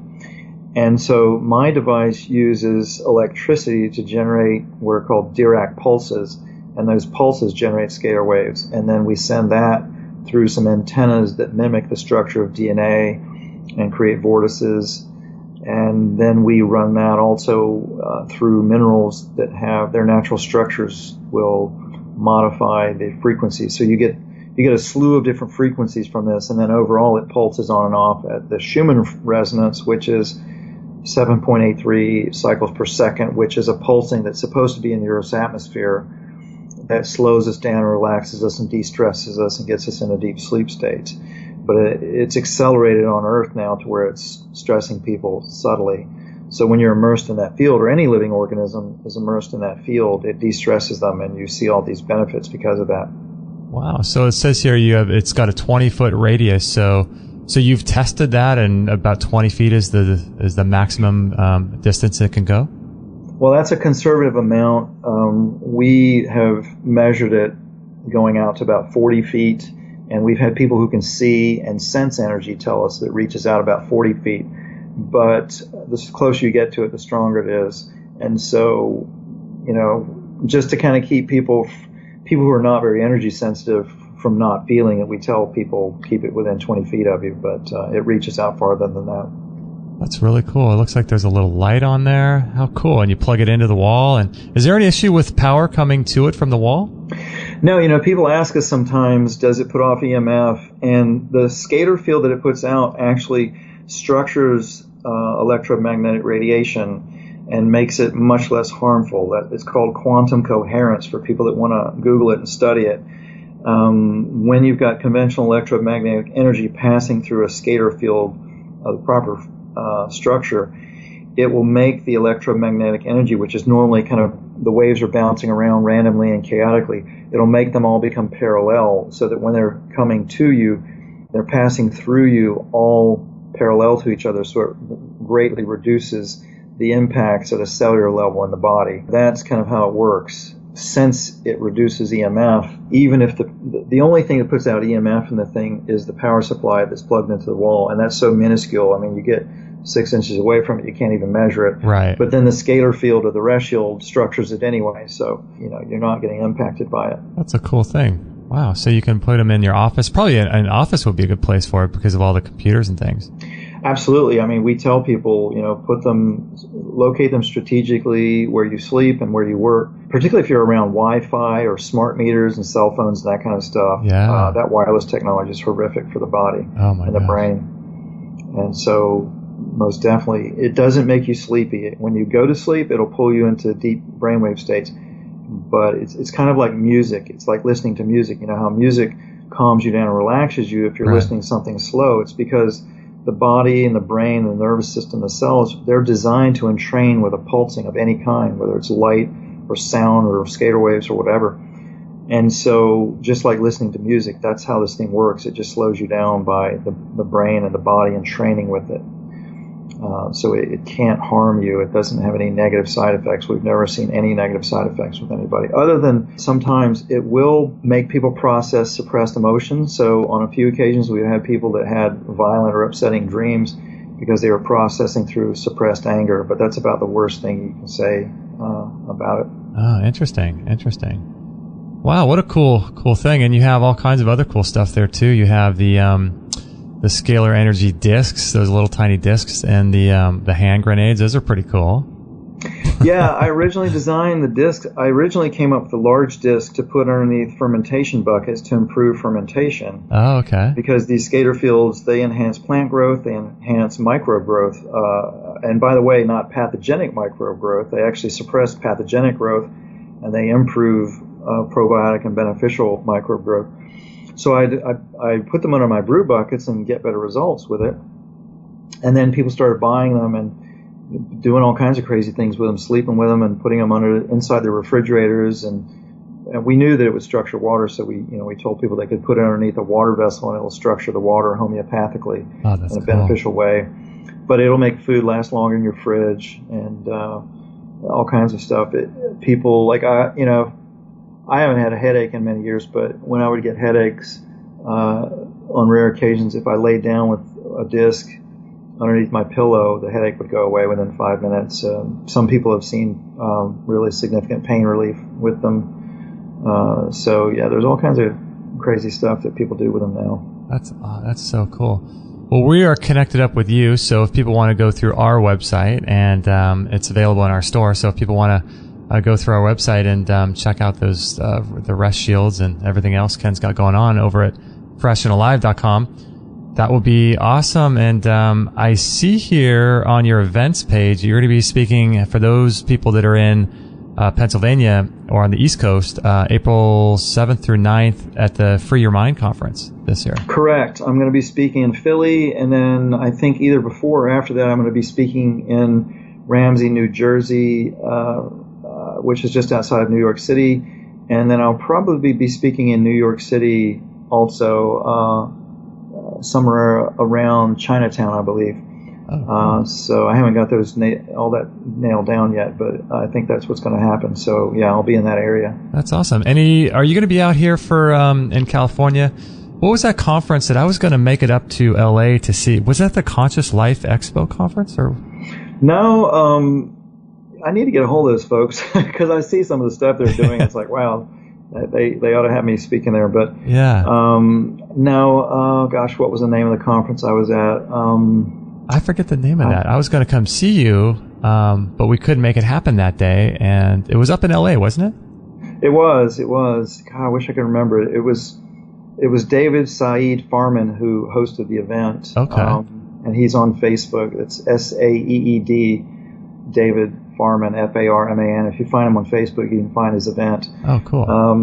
But yeah, I hate that I forgot the name of it. But yeah, it was a really interesting event.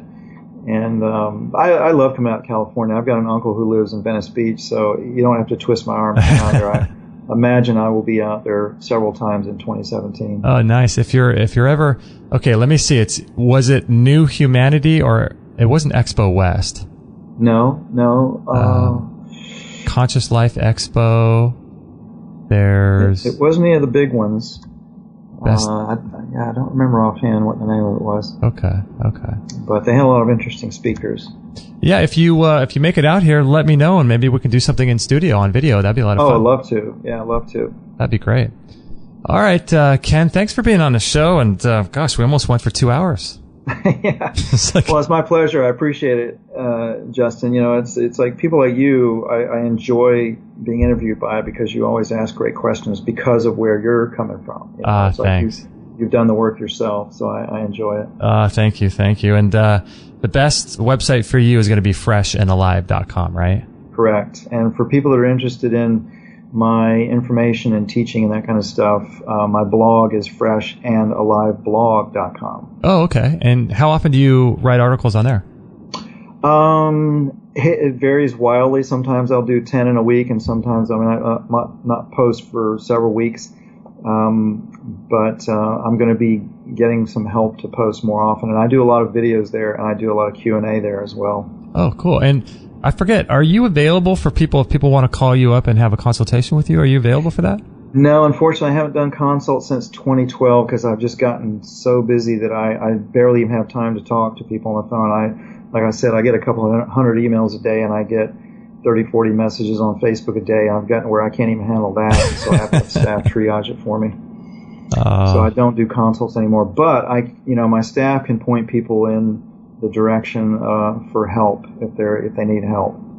That's cool. That's cool. I understand. We're all so busy these days, and since we're so connected, access to people is much greater, and time is limited. So, yeah, and I will be doing some webinars where people can do Q&A and that kind of stuff. Oh, cool. In 2017. Yeah, those are really cool because you can help individual people, but then that help to them, sort of like doing a radio show, that helps hundreds or thousands of other people too. Precisely, so. Yeah. It's you record it and it's out there, and then other people can get help. Yeah.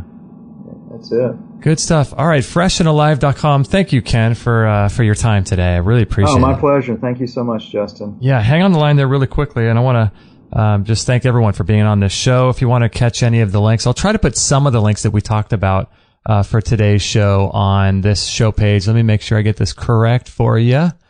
extremehealthradio.com/503. So this will be 503rd show. So we'll put some links on this page for any of those things that we talked about. We'll do our best to put some of them on there. I wasn't able to do everything, but in any event, thank you guys for listening. Thanks for sharing. Thanks for being a part of everything we have going on. You guys are amazing.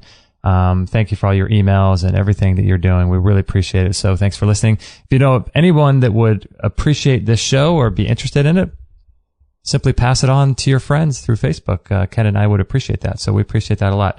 All right, guys, we love you so much, and we'll catch you guys on the next episode. Hello again. My name is Gary Clark. I'm the actor who's turning 80 in August who played the part of Steve on the 1960s Western TV series, The Virginian. Now, those of you who've suffered the side effects of prescribed medicines know what I'm talking about. And those of you who have watched the devastating effects that worrying about you has had on your loved ones. And what I shared a few months ago is only part of the story. I neglected to mention how One World Whey protein powder has affected my life. Now, I realize this is not dinner table conversation, but here goes anyway. One World Whey solved my irregularity. I'd been plagued with constipation for years, and I thought it would be that way for the rest of my life. 3 weeks on One World Whey set me on a new path. That was 5 months ago, and I haven't been irregular since. Will it work the same way for you? I don't know. It worked for me. Click on the One World Whey banner ad right here at extremehealthradio.com. That's extremehealthradio.com.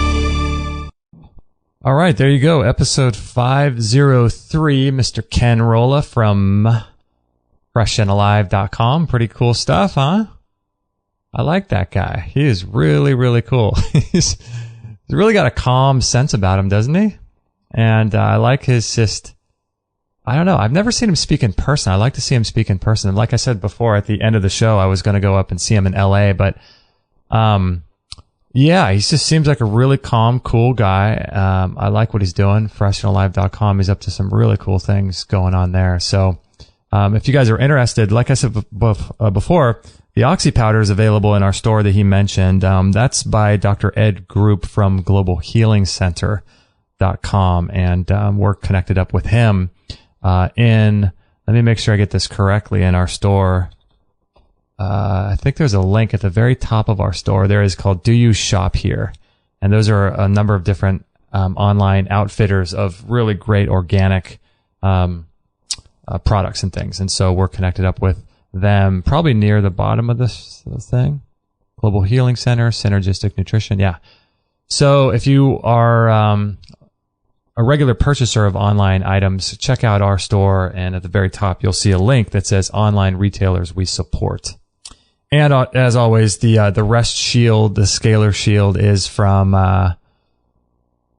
available in our store as well. So if you want to check that out, you can learn more about it. And one of the things we try to do with our stores, we try to make it educational. So we put a bunch of videos, typically, of people talking about the products, and maybe links to podcasts that we've done about the products, so that you can learn more. Because a lot of these things, like the sauna that we sell, the Qigong program, you may have heard of Tai Chi or Qigong, or even rebounding, or sauna, or the Rest Shield, or anything like that. But a lot of times we think, like, what the heck is Qigong? Like, what? I don't understand what that is, and why I should do it. And so that every now and then we'll do a whole show on something like that, or We'll talk about the sauna, and we'll talk about the amazing benefits of the sauna, or like the ozone therapy stuff. Our buddy Marcus, I think he was on episode 490, is doing a series of webinars right now all about using ozone therapy at home cheaply, quickly, like 5 minutes a day it takes. 5 minutes a day. A rectal insulfation, 5 minutes every day. And he teaches you how to set up your equipment, where to buy it, all the good stuff. And so, with a lot of this stuff and learning how to take care of yourself, it's a learning process, but it's also, there's also things that you can purchase that help speed up that recovery process or that healing process.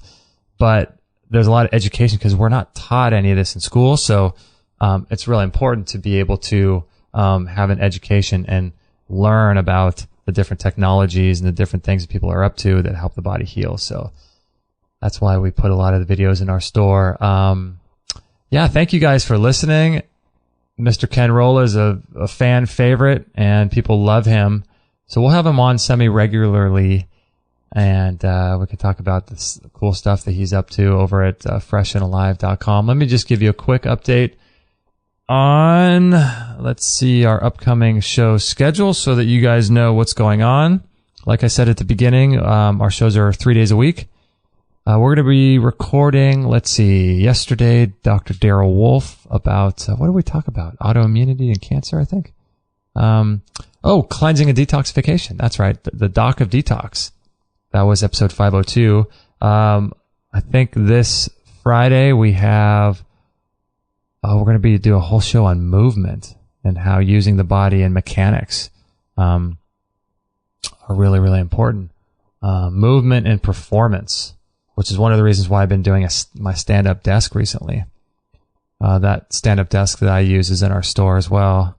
Next Monday we're going to be talking about this new tool that we have in our store. It's called the Rapid Release Technology Pro. It uses high vibrational therapy. A lot of chiropractors and massage therapists and body workers are using this new technology that I used in June. I threw out my back. I originally injured my back a couple years ago, and it's been sensitive ever since, and I threw it out so bad that I couldn't even... It took me an hour and a half to walk from one room to the next. After I woke up in the morning, I couldn't get out of bed. I couldn't even straighten up. The pain was so bad. It was pinching a nerve. I literally, if they wanted to call an ambulance for me, I couldn't even move. I couldn't even lay down on a stretcher. There was no point where I could move where it wouldn't send shooting nerve pain up my back. I had no range of motion. And this technique, or this tool, Rapid Release, after a week of that pain, and it was actually getting worse after a week, which is so bizarre because I just lost all hope of ever being able to walk again. But after a week of that, we had a local lady who had this tool, and it completely changed my life. So we're going to do a show on that. Andrew Fletcher, we're going to do incline bed therapy and next week, as well as Rife machine and Rife energy frequency machines with Dr. Kevin Connors. He'll be on the show again. He was on previously. So we got a lot of cool stuff going on here. If you guys like what we're doing and want to support the show on a financial level, we would appreciate that a lot.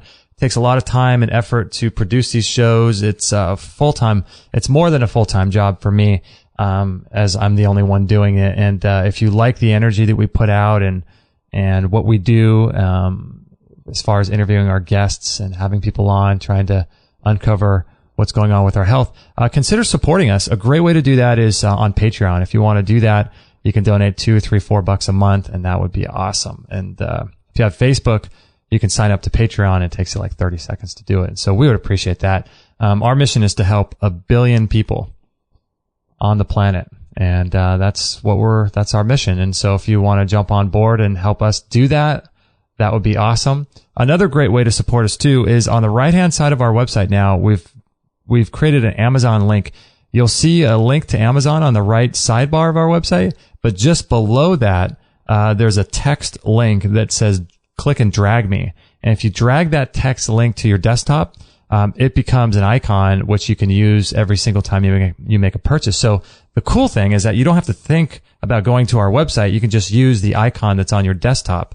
And you can create that icon by just dragging that link off of our sidebar, the text link, right onto your desktop, and then use that icon on your desktop every time you make a purchase on Amazon.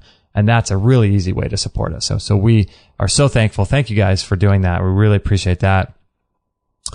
And as always, thanks for your continuous support in our store of buying products through us. That allows us to continue to do the show for free. So that's our whole goal. And one of the things I want to let you guys know too is that we are launching a membership site community in 2017. I'm not sure. We're working on it behind the scenes. So if you want to dive deeper and to get into more how-to practical information, videos and audios and manuals and protocols and cheat sheets and things for specific health questions, and get your questions answered by an amazing person, a doctor. And if you want to get protocols and create a community for people to connect with other people who are also dealing with the same kind of health challenges, we're creating this awesome online community, and I'm really excited about it myself, just personally, just selfishly excited, because it's something that I want for myself.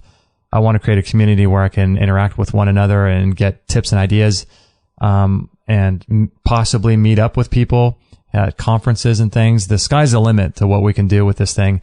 But then I also want to have, protocols and like quick, nuggets of information. How do I deal with a sore throat, or how do I deal with fibromyalgia? These types of things. And to have a quick protocol of these things. And so, we're going to be putting all of that together in 2017. So if that sounds interesting to you, it will be a paid membership site. So just so you know, it takes a lot of work and effort to put out all this information. And so, in order to spend time doing that, we need to pay our bills as well. So, if that's something that's cool and you think is something that you might benefit from, the best way to do it would be to go to extremehealthradio.com/503, and I'll put a link in the sponsorship section there, and you can check out the membership site that way. The website itself, Extreme Health Radio, and all of our interviews are going to continue to go. Nothing is going to change on our end here, but we're just going to be adding some more in-depth, practical how-to information about how to live a healthy lifestyle and protocols and things. And so if that sounds like it's something that you want to be a part of, just go to extremehealthradio.com/503, which is this particular webpage for this show. So in any event, thank you guys for listening. This was a heck of a long show, but I hope you enjoyed it. Ken Rohla is an awesome guy, and I love what he's doing with the Rest Shield pyramids and all the scalar energy devices he's got over there. So check those out in our store if you're into that kind of thing too.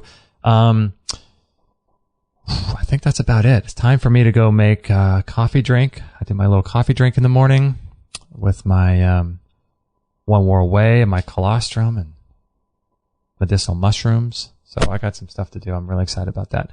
All right, guys. Love you so much. Thank you for all your emails, for all your support. You guys are amazing. You're awesome. Just remember, you're doing everything the best you can. Your body's healing in every moment. Your body's always, always, always doing what it can to find homeostasis, to find healing, to find balance, and it's seeking that out. And so when you work in conjunction with what your body's trying to do, your body knows exactly what to do, and that is to heal. So in the same way that your body will heal a scab on the outside of your arm or your leg, if you have any internal issues going on as well, you have to have that mindset that your body will heal it, because it heals everything. So just have that mindset and facilitate and support your body in what it's already trying to do. So we love you guys. Let us know if we can ever help you, and we'll catch you on the next episode. No material on this blog is intended to suggest that you should not seek professional medical care. Always work with qualified medical professionals, even if you educate yourself in the field of